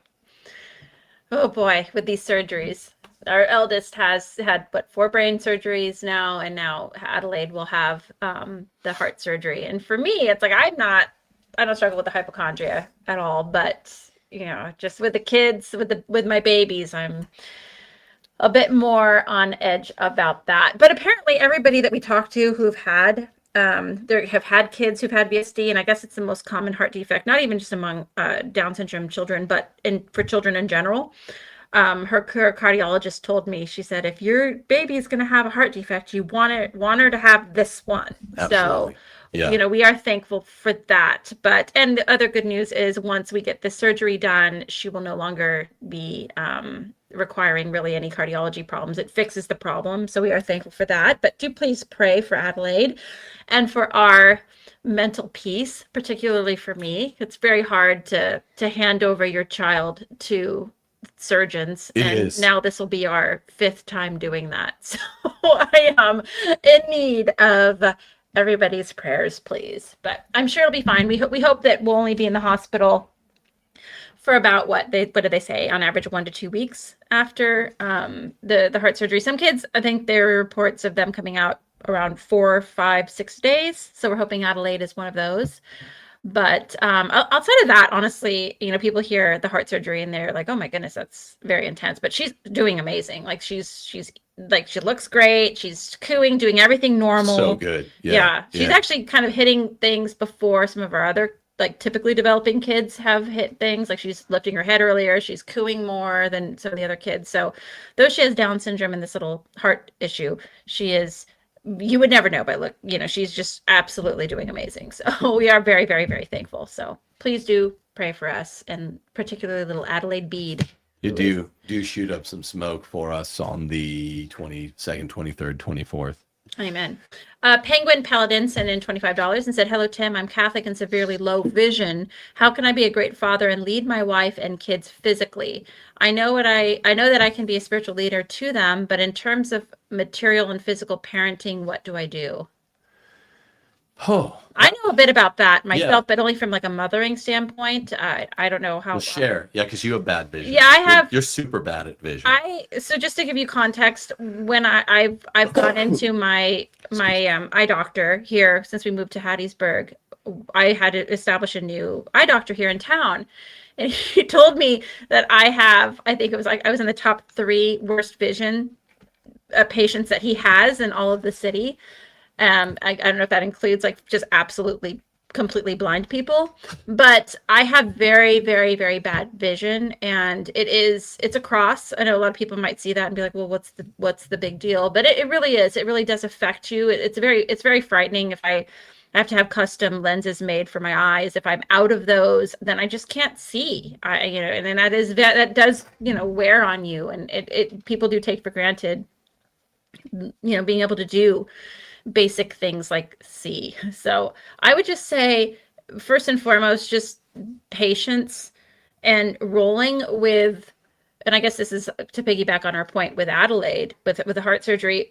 In life, I've just found just rolling with all of these punches really is the ability to kind of just accept your cross, walk with it, try to keep good cheer. And I would say what I do with having really bad vision is just do what you can do. Like lean into the things that you can do and don't really worry too much about the things that you can't do so much. So for me, it's like, it's really hard for me to like walk at night because I can't see. I'll be like walking into a ditch, and we have kind of a dark neighborhood. We live in the forest here. So it's like, although I can't do too much of that stuff, I really try to enjoy my day walks. I always keep, spare, contacts with me, but just lean into the things that you can do and don't worry so much about the things that you can't do. If your kids, if you can like play on the floor with your kids, do things that are just a little bit more like homebound, then hey, that's what you can do, and thank God for it. Okay, let's see here. Shelley says, I think millennials and Gen Z are the ultimate pet owners, mostly ones who are child free. Don't get me started on the grand furry. Well, do you mean like the ultimate in terms of keeping a balanced approach to pet ownership, or like, because I think the best from the perspective of the family dog. You know? Yeah, I think the family dog is going to be the most comfortable and living in the lap of luxury in the average boomer pet owner's home. Whereas, yeah, I think probably the younger millennials, older Zoomers might have the most balanced approach, because particularly Zoomers, older Zoomers and younger millennials are the ones who are returning to having lots of kids. And when you're having lots of kids, you know, what is the old Disney movie, Lady and the Tramp, where they sing the switcheroo song, you know, once baby moves in, puppy moves out. That's really true, particularly with the more kids you have. So it's like, look, I hate seeing people's pictures where they put their dogs and with newborn babies. I'm like, this is still an animal. And I can tell you, because I before I was married, I worked with animals. That's what I did. You know, Right. I was a veterinary technician for many, many, many years. And I can't tell you the amount of times we would Right. see dogs that would come into our clinic, and the story would always go like this: he never did this before, we don't know what happened, and the dog bit. just hauled off and bit a baby or a child, and they'd have that dog 10-15 years and just something happened. These are animals, people. They are not human beings. Right. They react oddly for odd reasons, and I love animals, but the fact of the matter is that they are animals. They are not human beings. And even one of our vets that I worked with, Right. she where we were in surgery one day, I was assisting her in surgery, and she got a call. She had I think it was I forget what, a Great Pyrenees, or Bull Mastiff, something like that, big dog. She'd had him for I think like 13 years, and the dog just randomly out of nowhere bit her daughter so bad that she had to have reconstructive surgery on her face. And this was a great dog and was great with the kids and all the same stories that I hear from everybody. But the truth of the matter is that they're animals, and Right. let's not put them on the same level as human beings. Right. Bearbait said, "Hey, would you pray for me? I had a multi-trauma with so many interventions and surgeries. A big one coming up in late October. Courageous suffering begets fierce joy." Yeah, of course. In October. Yeah, you got it. It's hard with praise, because with prayer requests, I mean, because you're like, I always do it right away so I don't forget. And it's unless someone becomes a part of your regular prayer routine, intention routine or whatever, then it can be tricky. But yes, absolutely. What's the name there? Bearbait 7405. Yeah. Okay. Yeah. Bearbait, I will definitely be praying for you today. I'll do so again on my walk. I really do have particularly a heart for people who are going through medical challenges and, you know, have upcoming surgeries and that sort of thing. I've only gone through the 7 C-sections, but, and, you know, those are considered kind of a big surgery, but I've always gone through them fairly well. But having gone through all of the surgeries we have with our children, you know, particularly our Abby and now Adelaide, upcoming, it's a lot. It is. The surgery itself is a lot, but getting mentally prepared for surgery, being in the hospital is a humongous drag. It is like Tim and I have spent so much time, months and months and months in like children's hospitals all across this great nation and globe, because Abby was born in Italy and I spent a month in the hospital there in Rome, Italy, Yeah. San Diego, California. We spent a lot. Orange County, California. We spent a lot. About to be in Jackson, Mississippi, where Jackson, Adelaide's about to get Mississippi. her heart surgery. Yeah. It's just, I remember your mom gave us really great advice when we were in the hospital with, one of the times Abby was having brain surgery, and she was just like, you and Tim need to just go down to the food court, get away from her hospital bed for a second. I'll stay with her, and you just go and have a conversation. And at first I was like, why would I leave Abby? I don't want to leave Abby. But your mom was very insistent, and I was glad she was, because you needed to, just being in that hospital, just being in a hospital, just stuck in there, really does something to the psyche. even if you're not the patient, but you're there with your child. It's so horrible. And man, pray for people who, particularly if you know somebody whose child is in the hospital or people who are about to go into the hospital, really just lend help and encouragement to those people, because it is just horrible. It's awful. Okay. Christina Fowler said, for a young traditional couple starting a family today, what are the most effective daily habits they can build to successfully insulate their children from these mainstream cultural narratives? Homeschool is the whole key. Keep your wife and kids at home by homeschooling, and keep your wife out of a job, and you're just going to have your own world, a magical world of your own. Yep. It'll be so lovely. That's the way you do it. That's the one way to do it. There's not really a lot of other ways to do it. And the wife and kids need to be home and comfortable during the week, and things are going to be great. Yeah. Somebody said, I hate pit bulls. That's another thing. They're the worst. And I don't care if you own one. Your pit bull is not people always who own pit bulls, and it's like running towards you. Like this happened to us recently on a walk. Like some guy owned a pit bull in the neighborhood, and it was running towards me, and he's like, oh, it's a nice one. It's like, I don't care. Dude, I don't care what you think about your dog. It's an extension of your personality, your ego, and I'm not interested. I just don't. I want to shoot them, and I wish they were all dead.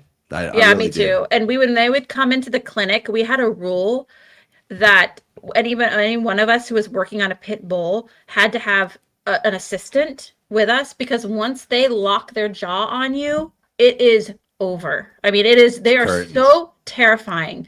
They're absolute just monsters. Like even the nice ones, and everybody always tells me about their nice pit bull. I don't care. Why would you gamble? I've seen, and by the way, firsthand knowledge, I've seen we had so many incidences with pit bulls, and it's always the same story. Oh, he's a nice one. He's a nice one. We had a vet tech one time that was watching the house of a really good client of ours, a pet sitting, and the lady had a pit bull, and it was an elderly one, and it had no incidents, no problems, no history of anything. And the vet tech called us from this house, and she's like, I need the vet to come here right away and sedate this dog. It's got me locked in a corner. I need your help. And then we had to send a veterinarian to basically save this woman's life from this elderly pit bull who was about to full on attack her. It was insane. Oh my God. So, I mean, it's terrifying. They're so, why are you, pit bull owners, why are you doing this to all of us? None of us like your dog.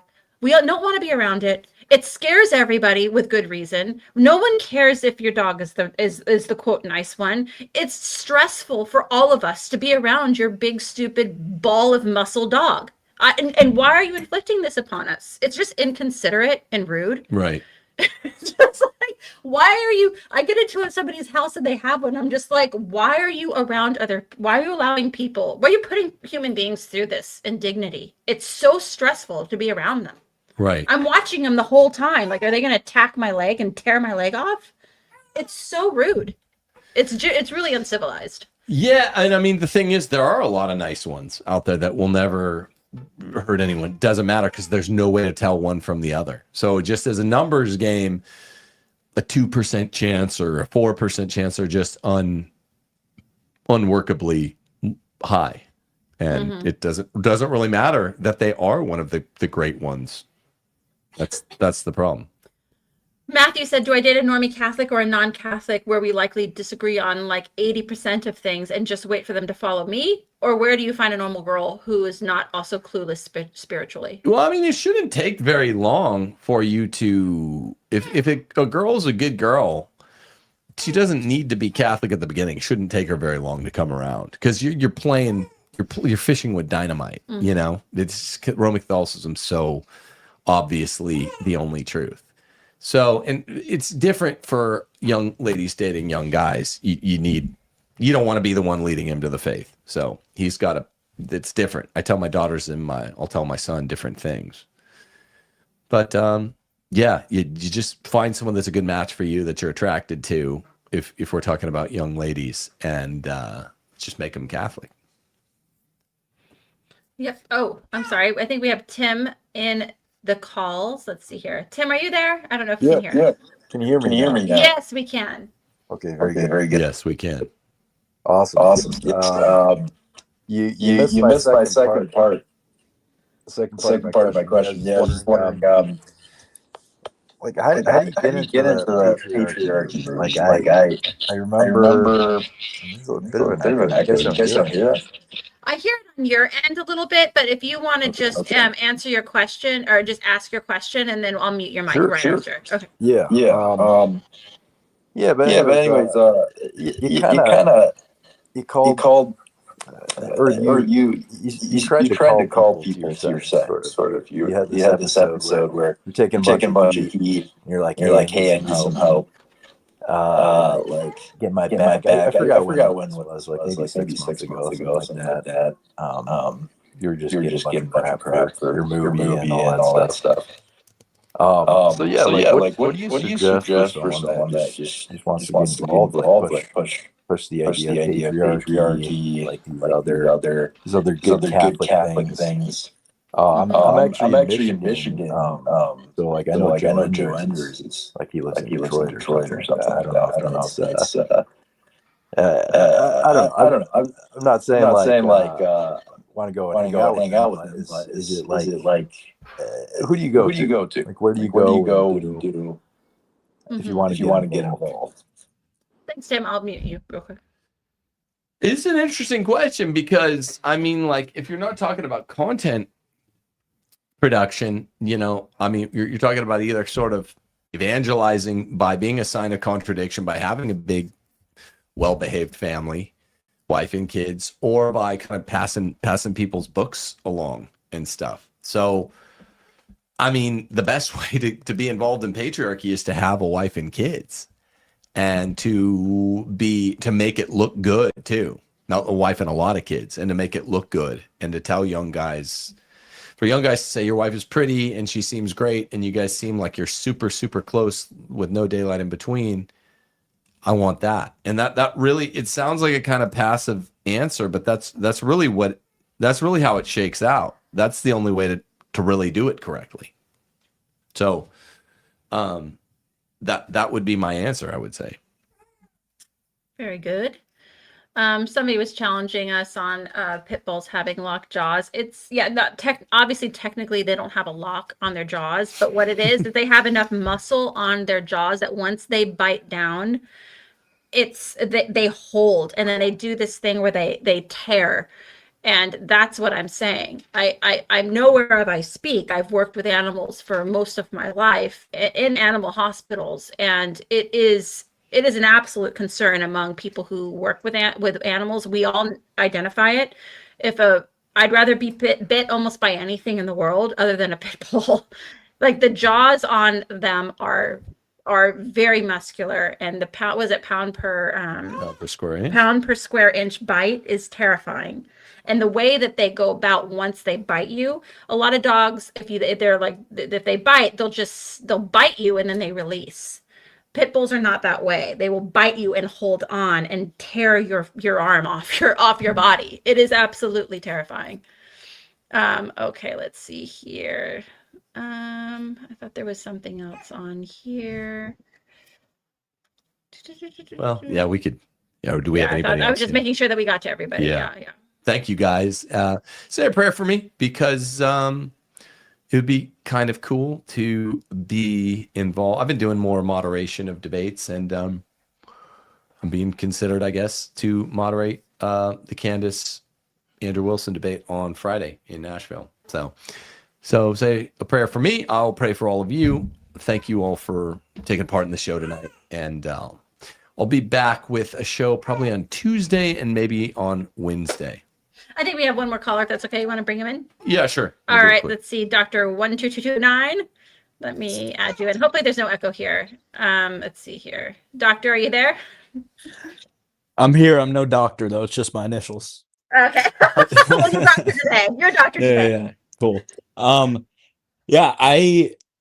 don't know if it's kind of my place to give you ideas for like show recommendations, but sure.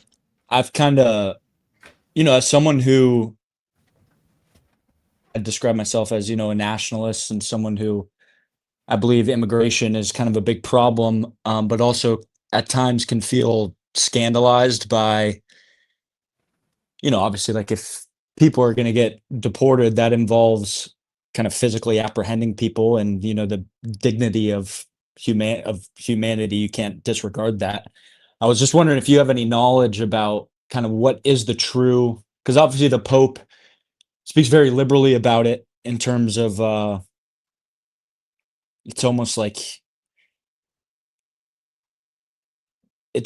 we can't, it makes it sound as if we can't even support like immigration policy. I was wondering if you have knowledge about what's really the nuance of the position, the Catholic position regarding borders, things of this nature. Yeah, I know it really well as sort of Thomist political philosopher.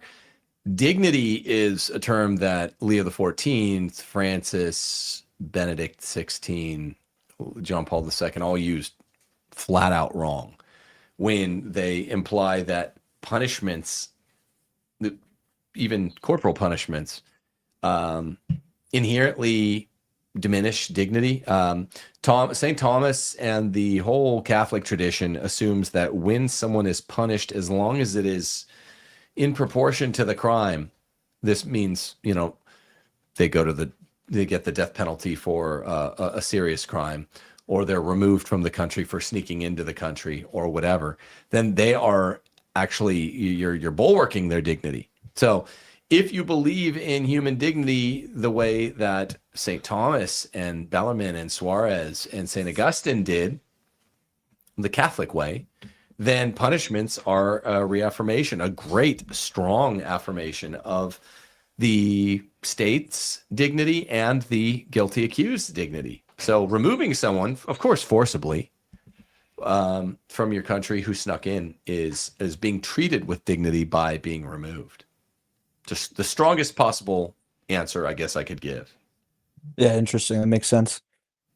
But yeah, that was always on my mind. It's a very, I just feel it's subversive the way Pope Leo sometimes speaks on it, but it's obviously one of the major problems it's very in the West today. So yeah, it's extremely subversive, and as it was with Francis and John Paul II, very, very, very socially subversive popes in too many ways, and that just seems to be in the water, in the sign of one of the signs of the times. And it's unfortunate. But yeah, if you sneak into a country, you can absolutely be forcefully removed. It's utterly proportional, and it's a completely just punishment that they remove you. Right. Cool. Well, I appreciate you both for all that you do. Y'all have a blessed night. Have a blessed week. God bless you. Have a great week, and have a nice Sunday night. Thank you for the call. We have Chase. We're going to add Chase in real fast before we go. Hey, Chase. What's going on? What's going on? How are you? I'm good. I just got off a hour and a half call with Dyer. Jay Dyer. Jay Dyer. We were talking. Oh, wow. I was asking about like natural revelation, supernatural revelation. Gotcha. I'm Catholic, by the way. Yeah. I was just gonna ask your opinion. He was saying that. I know you guys are friends. He was saying on the live stream that you were having a tough time like understanding his critique of Thomism. I was gonna ask if you could expand on what you think he's saying and what the Thomistic position is, and why and how we think Jay's critique is not like substantial. Yeah, well, there's a Thank you, Chase. We have a bit of an echo, so I'm just going to mute you. Apologies. I don't know what this echo problem is. Sorry, Tim. Certainly there's a paradigmatic impasse between the view that we Catholics have, Thomistic epistemology, that if I behold a horse, usually visually, right? There's a horse on the street. I see it. It makes a sensory impression. In my mind, there's something called a representation, or what we call a phantasm in my mind, which is the basis of modified realism. And inside my mind, now once I have that phantasm of the horse, I can operate upon it. From it, the agent intellect abstracts its universal properties, and it becomes an intellectual concept. And now the ratio is adequated to the intellectus. We say, ultimately, if you're talking about the way that we justify true belief in order to get knowledge, because knowledge is three things: justify true belief. How do we justify this epistemic process, which is really the question? What give me your theory of human knowledge? It involves justification. Jay was saying, oh, well, you're just not seeing that ours begins with the Trinity. You know, really, the whole point of knowing is the Trinity. The whole coherent structure of knowing is premised around the Trinity. I'm like, okay, well, I get that you guys like begin with the Trinity, but we have paradigmatic impasse because for us, the way that he kept telling me, what was it? I'm trying to sort of leap back into the process. He kept telling me that we think it's just self-evident that the epistemic process works this way, from sensation to the phantasm to the agent intellect abstraction to intellectual conceptualization. And I'm like, no, we don't say that it's self-evident. That's different. Self-evident claim. He was saying this is begging the question. I was saying that's not what begging the question is. Begging the question is when you use your premise to evidence your conclusion and your conclusion at the same time to evidence your premise. It's circular. That's a truly begged question. We don't do that. What we do is we say the baseline form of knowledge based around the peripatetic principle is that, like, we do have to have sensation, right? And we have the sensation, even the mathematical or geometrical principles, which are not material, sort of begin with the material senses. In some sense, a more attenuated way than say empirical cognition begins with the senses. And so for us, it's just a given. You behold the horse, and yes, the five senses are oriented toward, they're grounded in the Trinity. They're grounded in the Imago Dei. We are the image and likeness of God, and we're only rational. There can only be rationality among rational animals or rational intellects like angels, because the creator allowed it to be so, the triune creator. So ultimately, our five senses, which begin the epistemic process, are oriented in, and you might even say indirectly immediately justify the epistemic process. And so the five senses are justified by reference to the Trinity. So I was saying, I agree with you. He's saying, well, no Thomist says that. Phaser doesn't say that. And I'm like, because for you, it's more immediate. But what I kept trying to ask him that I didn't understand, I still don't understand, is St. Thomas makes this point about virtual intent. Like, if you're going to walk or drive, doesn't matter, to the store to get milk, you can be thinking about something you have to do later that day, apart from getting milk. And you're still virtually intending the milk. That's the purpose of the trip. And if anyone stopped you along the walk or the drive, they'd say, why are you going to the store? And you'd know. You wouldn't be like, oh, baseball cards, if that's what you were thinking about. You'd be like, to get milk. So there's an analog for the way in which the Holy Spirit justifies, not the Holy Spirit, the Holy Trinity justifies our sensory impression and our epistemology, our ability to know things. They just have it a lot more immediate, and I don't understand how it's immediate. So like I kept asking him, I was like, well, so when you say the Holy Trinity is your justification for, ultimately your model of tag or your model of, transcendence in general, whether it's to know something where it actually passes into the intellect in some sense that scholastics would make sense of, ratio being adequated to intellectus.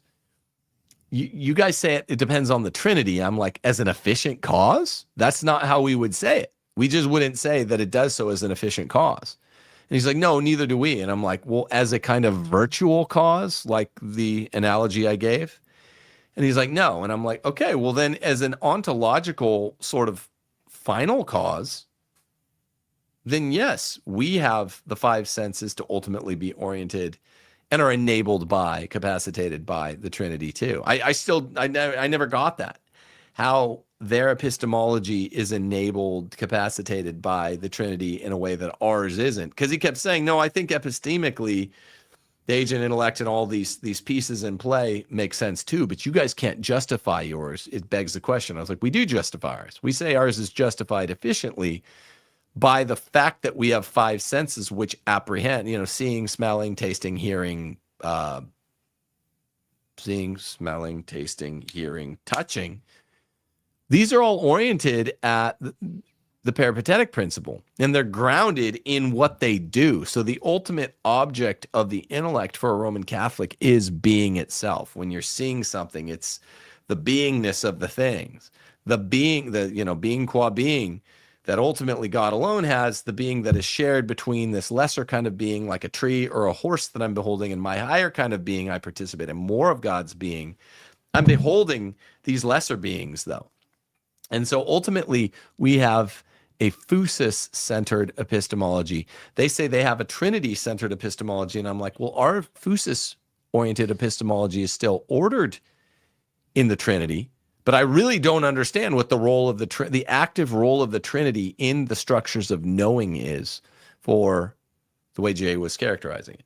And then he left a kind of final voice message, and he said some very nice things, and he's like, yeah, I'm just sort of begging out of this. And I was like, okay, well, I explained what I knew. And he thought I was trying not to get it or something. I'm like, I don't. It took me a long time to get good at Thomistic epistemology.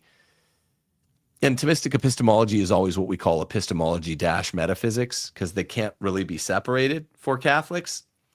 And he thought, and I'm like, I'm kind of reasoning it out, the way you do if you kind of need to say a certain clause in a prayer. You can't just pick the line out. You have to say the line in front of it. So I'm like kind of going through the structures of Thomistic knowing. And it was almost like he thought I was trying not to get it. I'm like, I'm not. He's like, well, you're a really smart guy, but like, it seems like you're trying not to get it. I'm like, well, that's not the case. So I still don't get how the Holy Spirit efficiently causes, justified true belief.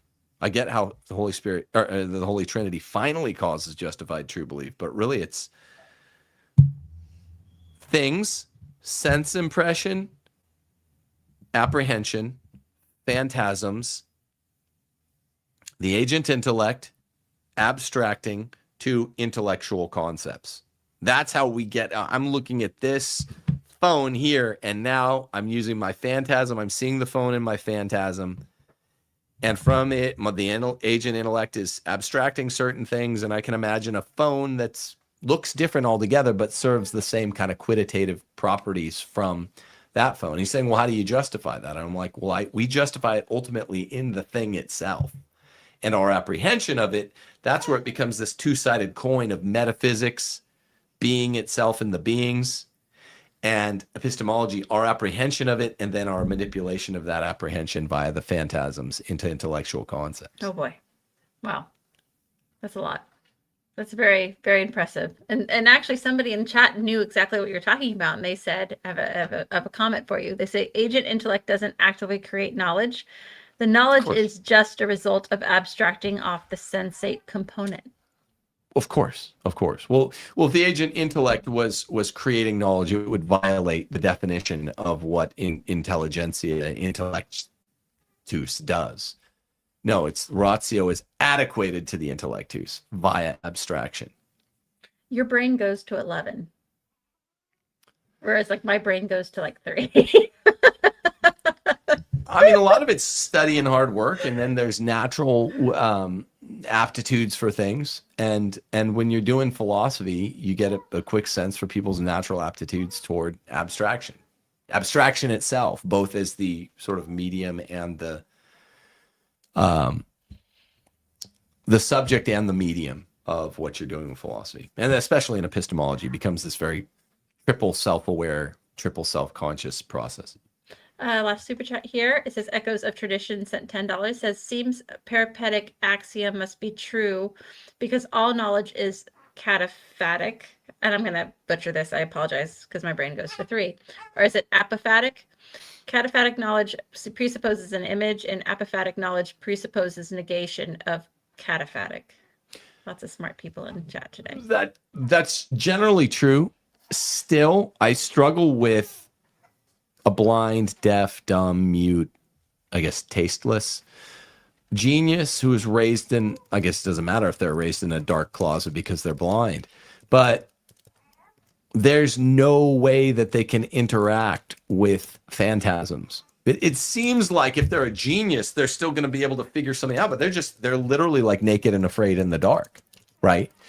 It's like in Stranger Things, like when Eleven's in the void, it's just all black and you can't see yourself because you can't even look down and see your own hand. That would be a phantasm of something. So how do phantasms for even numerical concepts begin, aside from a kind of, it gets complex because, like, how do you get numerality from seeing two oranges? It seems like there has to be an abstraction almost before or alongside the apprehension, and then there's an abstraction from the phantasm of the two oranges.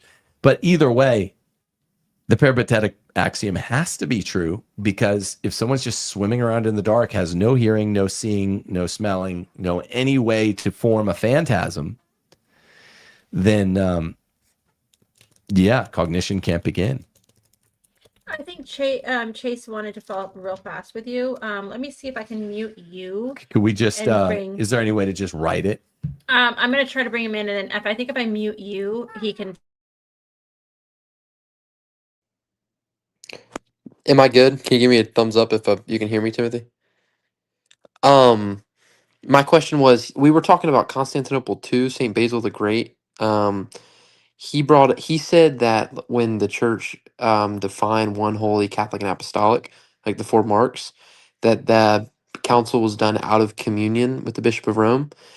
And so he says, therefore, the marks can't principally be, like, the oneness of the church can't, in principle, the Pope can't be the principle of unity, because that council was articulated under St. Basil the Great out of communion with the Bishop of Rome. Just so, any comments you have on that? Tim, I have to unmute you and mute him if you're gonna. Sorry, go ahead. Was he attacking the mark of the church or Constantinople too? The mark of the church. The 4 marks of the church are first mentioned at Nicaea. The one holy and Catholic. Yeah, I believe so. Let me check. Yeah, they come from Nicaea.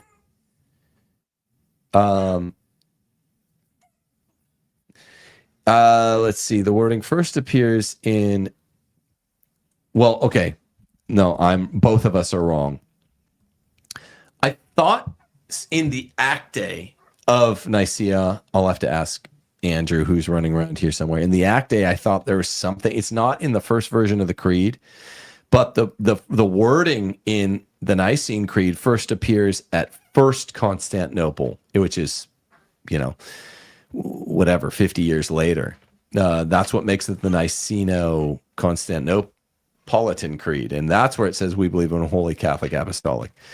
If you mean Nicene Creed, I can ask Andrew to come up here real quick so you can ask. Yeah, then the 4 marks are in it, but the fuller form associated. Some of the fathers at Nicaea mention, and I think part of the Acta mentions the 4 marks. Let me find out. That's just, he's just using a technicality with what happened at the later council. But the 4 marks of the church, I believe, are mentioned at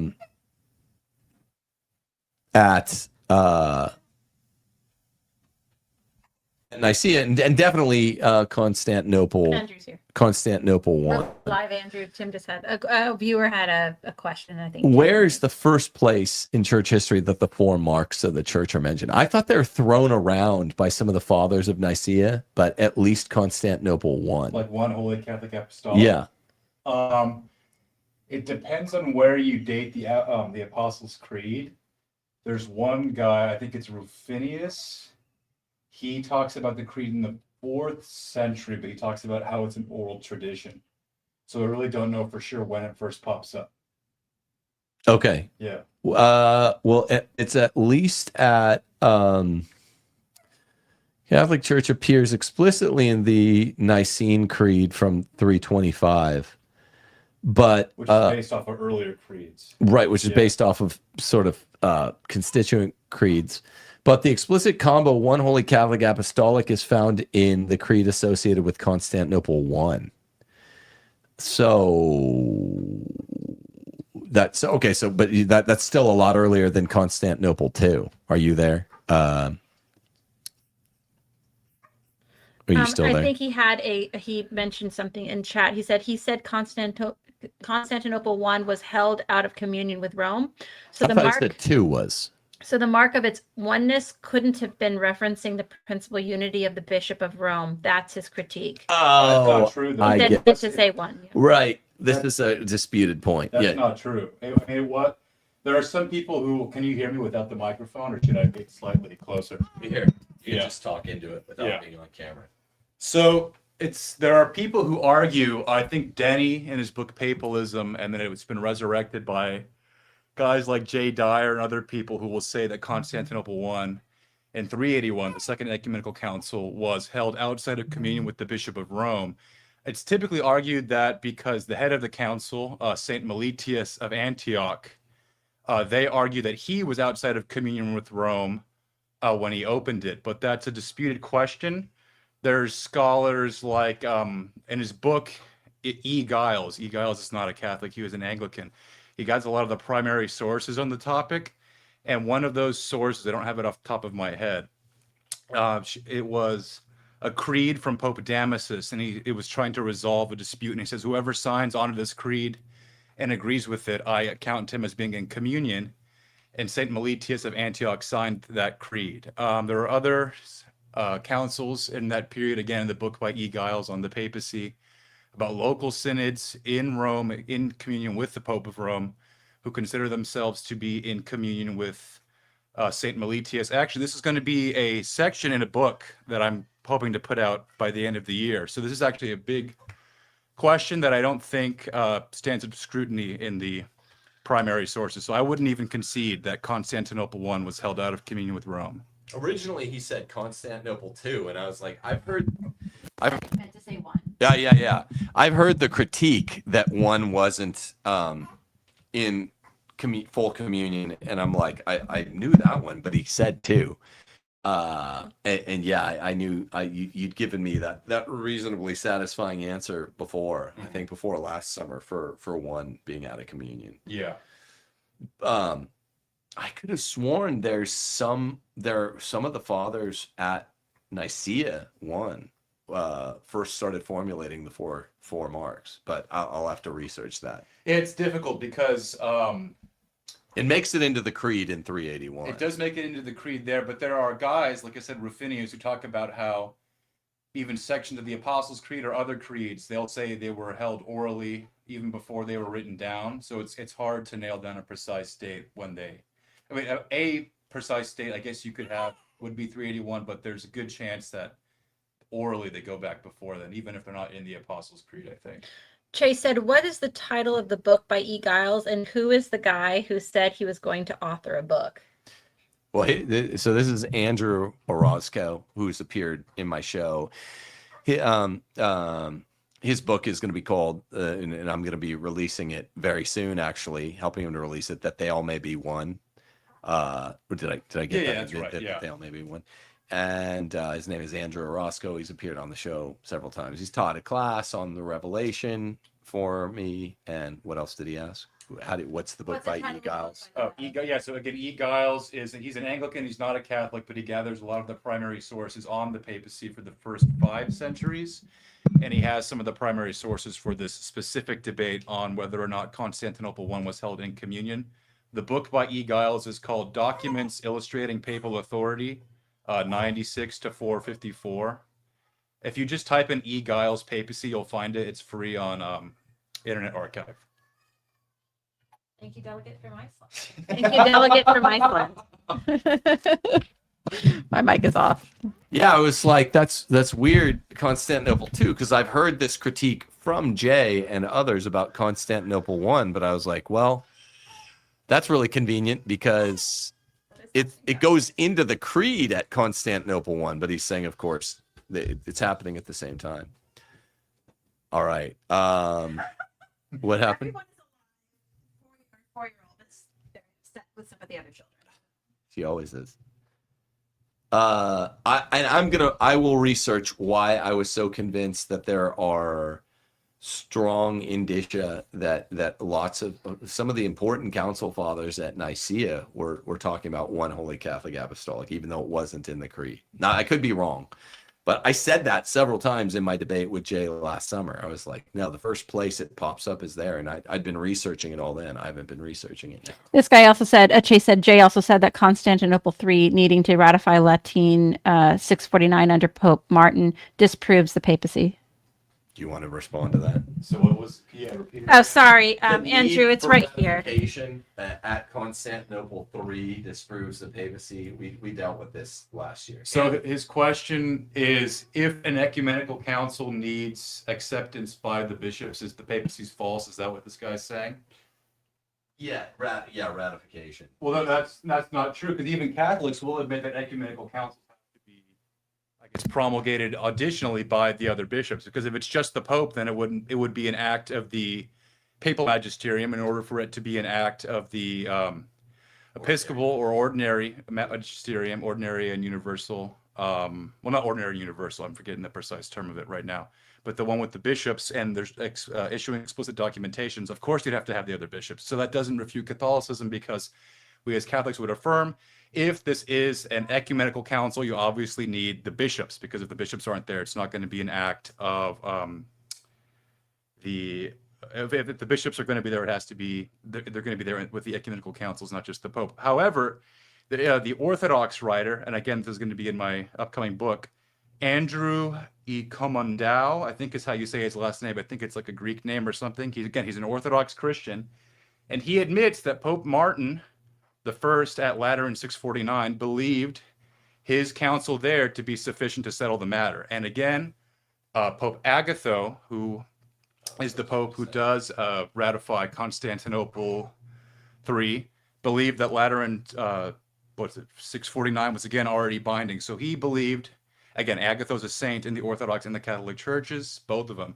Pope Agatho believed the matter had already been settled by 649, but he says, okay, that's fine, we can do an ecumenical council, because in Catholicism, this happened a lot of times where the Pope says, okay, we think this is, well, we already accept this as defined, but we'll have a council for the sake of getting everybody on the same page. So that's not a problem within Catholicism, because we've done that with Chalcedon, we did it at Constantinople III, we did it at Lyons II, and we did it at Florence. So, well, and it's what's described at Vatican I in the intervention by Bishop Gosser, is that there's a presumption that the Pope will always act with the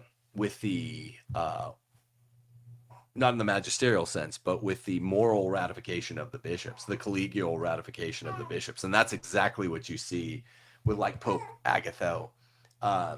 He's just saying, look, I care about the fact that this was already settled. I don't need to be the one to say it to prove my authority for the first time. It doesn't have to be a matter of first impression, as the Supreme Court calls it. People are asking who's speaking again. This is Andrew Roscoe. He's a great friend of ours, and he's been on the channel several times and knows his stuff on this stuff. There. I don't mind getting on camera. Yeah. Let's get here. I think that's might as well. I was gonna say, let's get a chair going. Not be like a mysterious disembodied voice. A mysterious gentleman of leisure. I'm in like my pajamas, but I also don't really care, so it's fine. Yeah, here, let me Here, get it over let me to the see. chair. You can pull up the chair Over there. I'm just Well, looking chair, up. a chair. Yeah, here you go. It's too gay. Here we go. Okay. Boot you out on your own pot. Here is. Look at this. What matter was settled by 649? I'm forgetting all. So there was a council in the Lateran Basilica in the year 649. Right. and they were going to condemn the heresy of monothelitism, which that heresy states that Christ only has one will. So they met together there to condemn that. It was mostly Latin bishops, but even St. Maximus the Confessor, an Eastern guy. I don't remember if St. Sophronius of Jerusalem or a legate from, I think it was actually a legate. I don't think it was him in person. They went there, and Maximus considered the council ecumenical until the day he died. But whether or not it's not counted as one of the ecumenical councils even by us at this point, but it's counted as a papal synod still, and it was seen as binding again by Pope Martin, even if it wasn't an ecumenical council, and it was seen as binding by Pope Agatho I. And again, even Orthodox scholars admit that these popes, again, these are popes in the Orthodox and the Catholic churches, they're not just Catholic saints, that these popes saw their word as already binding even before Constantinople III. So there's different levels of the use of the magisterium. It can be papal, it can be ecumenical, they're both binding. They're not mutually exclusive. It's like, oh, because the Pope already spoke, that doesn't mean other levels of the magisterium can't weigh in on it. They totally can. That's how church history has functioned for the first and the second millennia, and probably down into the third. Yeah, so like Andrew said, like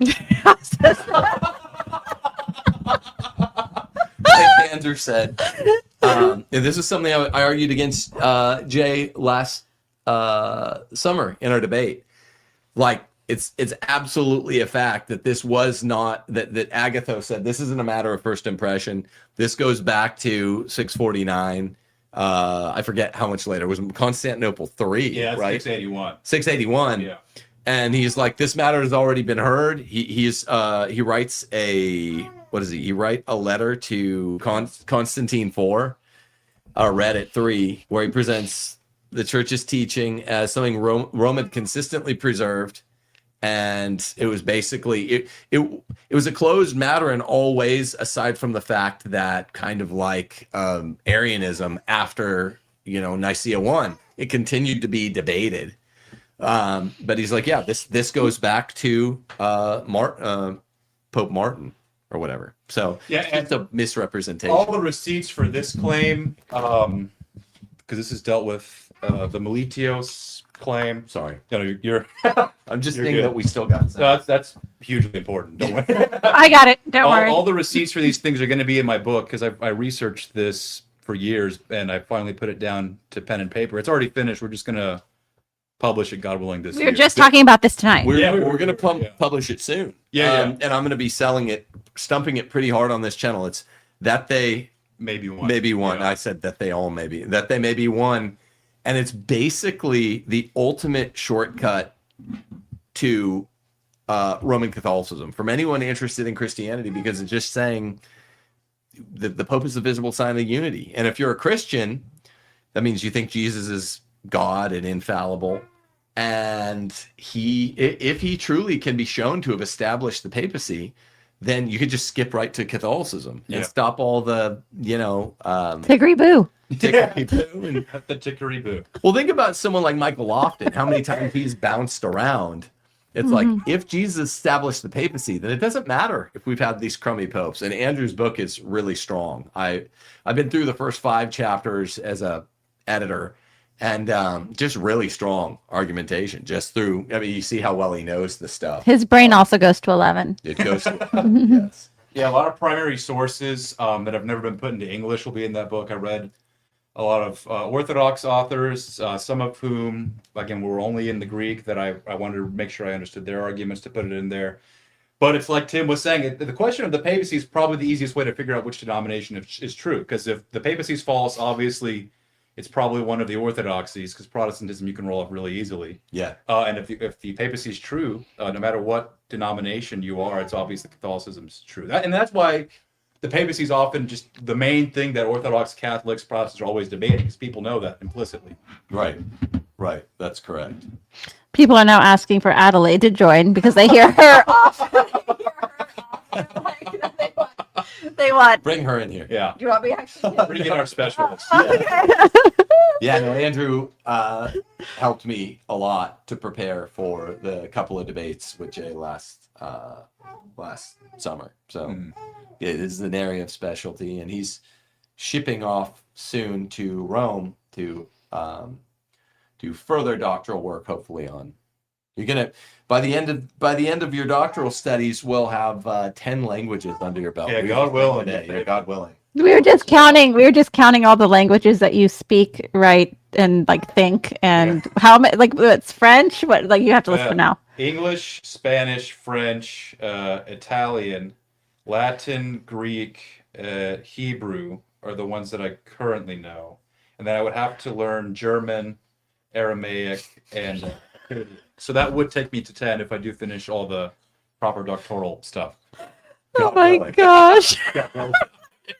Speak Akkadian, God willing. Yeah. It's crazy. It's like panic level. Like, wow. Yeah. That is. I got Spanish, Italian, Latin, and English under my belt, and I think that makes me good. But Akkadian? Who are you? It's like ancient Chinese. It's just a bunch of like lines and squiggles. Like it's like there's not even letters. It's a daunting task. Tony is calling in. Do you want to take another call? Yeah, sure. Okay. Tony, you are, let me add you to the stage, and we might have an echo, so I apologize if we have an echo. Let's try it out and see what happens. Are you there, Tony? Hello, can you hear me? Yeah. We can. Just want to say big fan of the show, Tim. I kind of wanted to give an argument against the SSPX that I haven't heard before, a lot of people saying, but let's say in a hypothetical scenario, they have like 200 IQ, they're able to somehow Machiavellian way make it to the papacy, right? Undo Vatican II, make Archbishop Lefebvre a saint, basically undo the canonization, so on and so forth.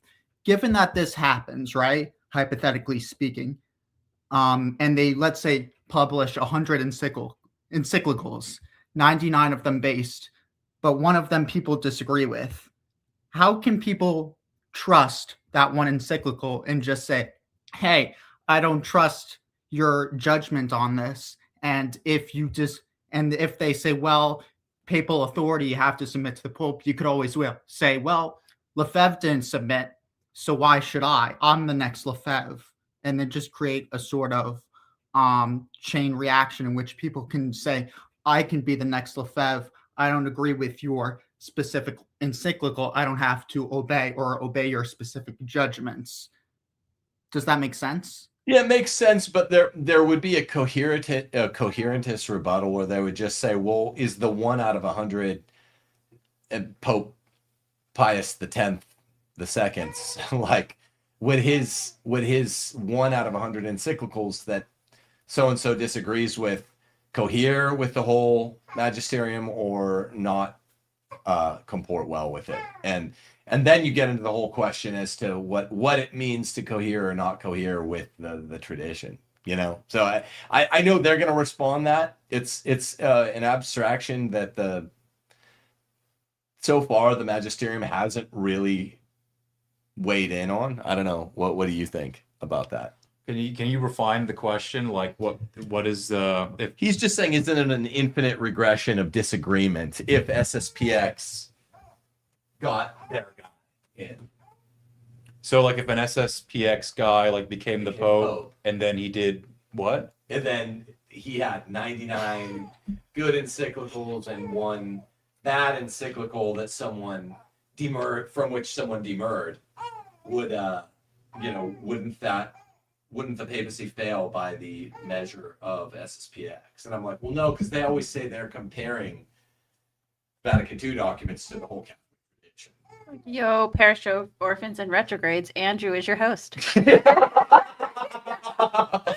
If you want me to clarify just a little bit, yeah, it's just that, I'm sorry, a little bit of a refract, but just so that we're clear, like, why would an individual feel the need to bind themselves to the authority of the Pope if you can just have, if you've set a precedent that you're able to detract, given the fact that Archbishop Lefebvre detracted from Vatican II and was proven right?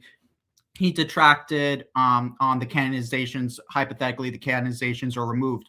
Why should a person feel the need to submit themselves to such an SSPX Pope when they disagree? Because usually if we are supposed to, as Catholics, quattro supra, epistola tua, just submit ourselves to the Pope. But if there is a precedent that would be set from the SSPX basically undoing everything, then basically why should individuals now feel the need to submit themselves to the Pope if, well, you can just sort of prove that, well, I feel I'm the next Lefebvre and I don't have to submit because, well, Lefebvre didn't submit it and he became a saint. So why should I submit to you when I disagree, when I'm sure that a future magisterium is going to prove me right and make me a saint? Like, why should Catholics then feel the compulsion to submit themselves to a Pope if the precedent is set that you can just sort of do what you want and then you'll be able to, if it makes sense, like become like Pope or become a saint or so on and so forth, if that makes sense. So it's like if somebody who died in a state of, for the sake of argument, material schism is eventually ever canonized in the church, how and why should people in the future give an assent of religious obsequium to the Pope if somebody who died in material schism it could be canonized? Well, the church, I mean, we're supposed to listen to the Pope, and the church has said, well, if you disagree with the Pope, here's how you're supposed to do it. That's in the document Donum Veritatis, which I'm sure you know about. But for our viewers' sake, the magisterium has come out and said, okay, if there's ever a point where theologians disagree with the Pope, they're supposed to remain in communion, but they're supposed to make their difficulties or perceived difficulties known, and then from there, they're supposed to work in communion. But I'm trying to still understand your question a bit. So it's like, why would you're thinking that the canonization potentially of Lefebvre would lead to like a spirit of potential disobedience in like a lot of people? And I think that's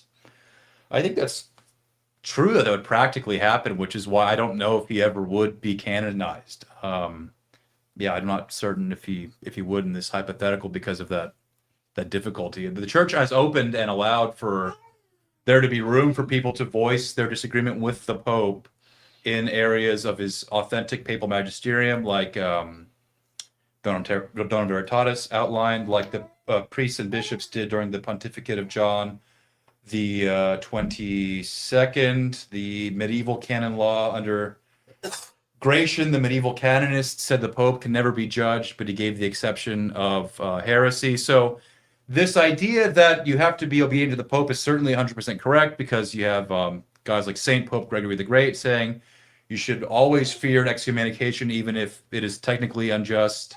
Saint Thomas Aquinas gives that similar principle. So nobody should be willing to, like, quote unquote, like pull a Lefebvre because they think they're right, because guys like Thomas Aquinas, guys like Gregory the Great said, okay, even if technically the discipline is a bit rough or whatever, you still shouldn't throw your soul in that position. Like, you still should fear that excommunication. That's what the saints have said. So I think that's the advice you'd have to give to that person in that scenario. Does that answer your question sufficiently? Yes, thank you. Yeah. It was just a question about like the hypothetical, like just like setting precedent, like in that hypothetical, like if they were to get what they wanted to the to the logical conclusion, it's just a precedent about obedience to a Pope. So thank you. Yeah, no problem. This is actually treated, it's actually not super explicit, but it's touched upon in my book, because there's some old manuals from the 1800s. I can't remember the name of it because it was in Latin, and it was like the theological compendium of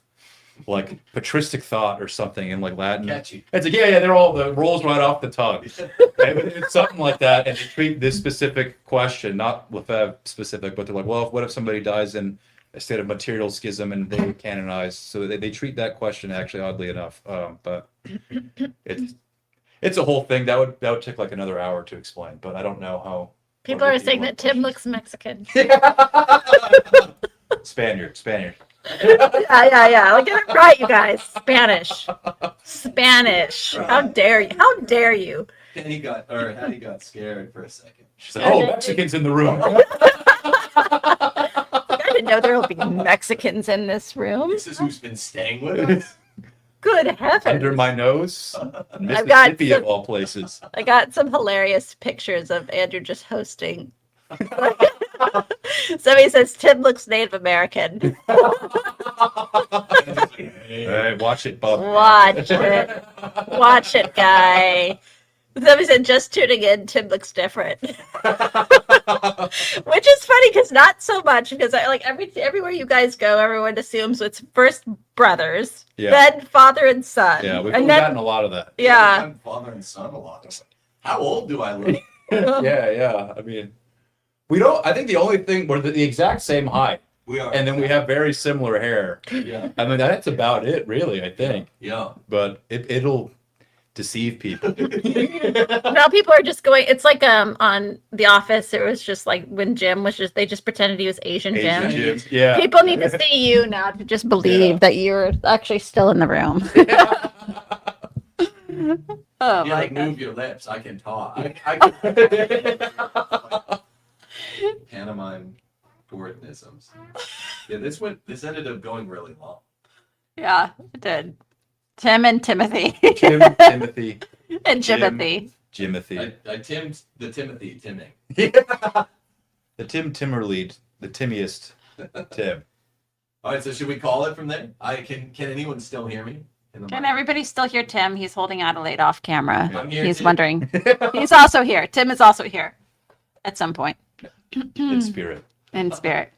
All right, well, thank you everybody for calling with your questions and comments, and say a little prayer for me for the reason leading to Friday, and I'll keep you guys in my intentions. And be on the lookout for Andrew's book, for my book, Andrew's book, That They May Be One, which will be released hopefully in a month or so. No, 2 months. Sorry, 2, not 3, not 4. They want to see Adelaide, isn't it now? They want to see Adelaide? Yeah, they want to see We'll Adelaide. do a quick baby flash. Okay, we'll do a baby. We'll do a quick baby. We'll do a quick baby. Does she want to sit in Baby the chair? flash. Here we go. Bring her in.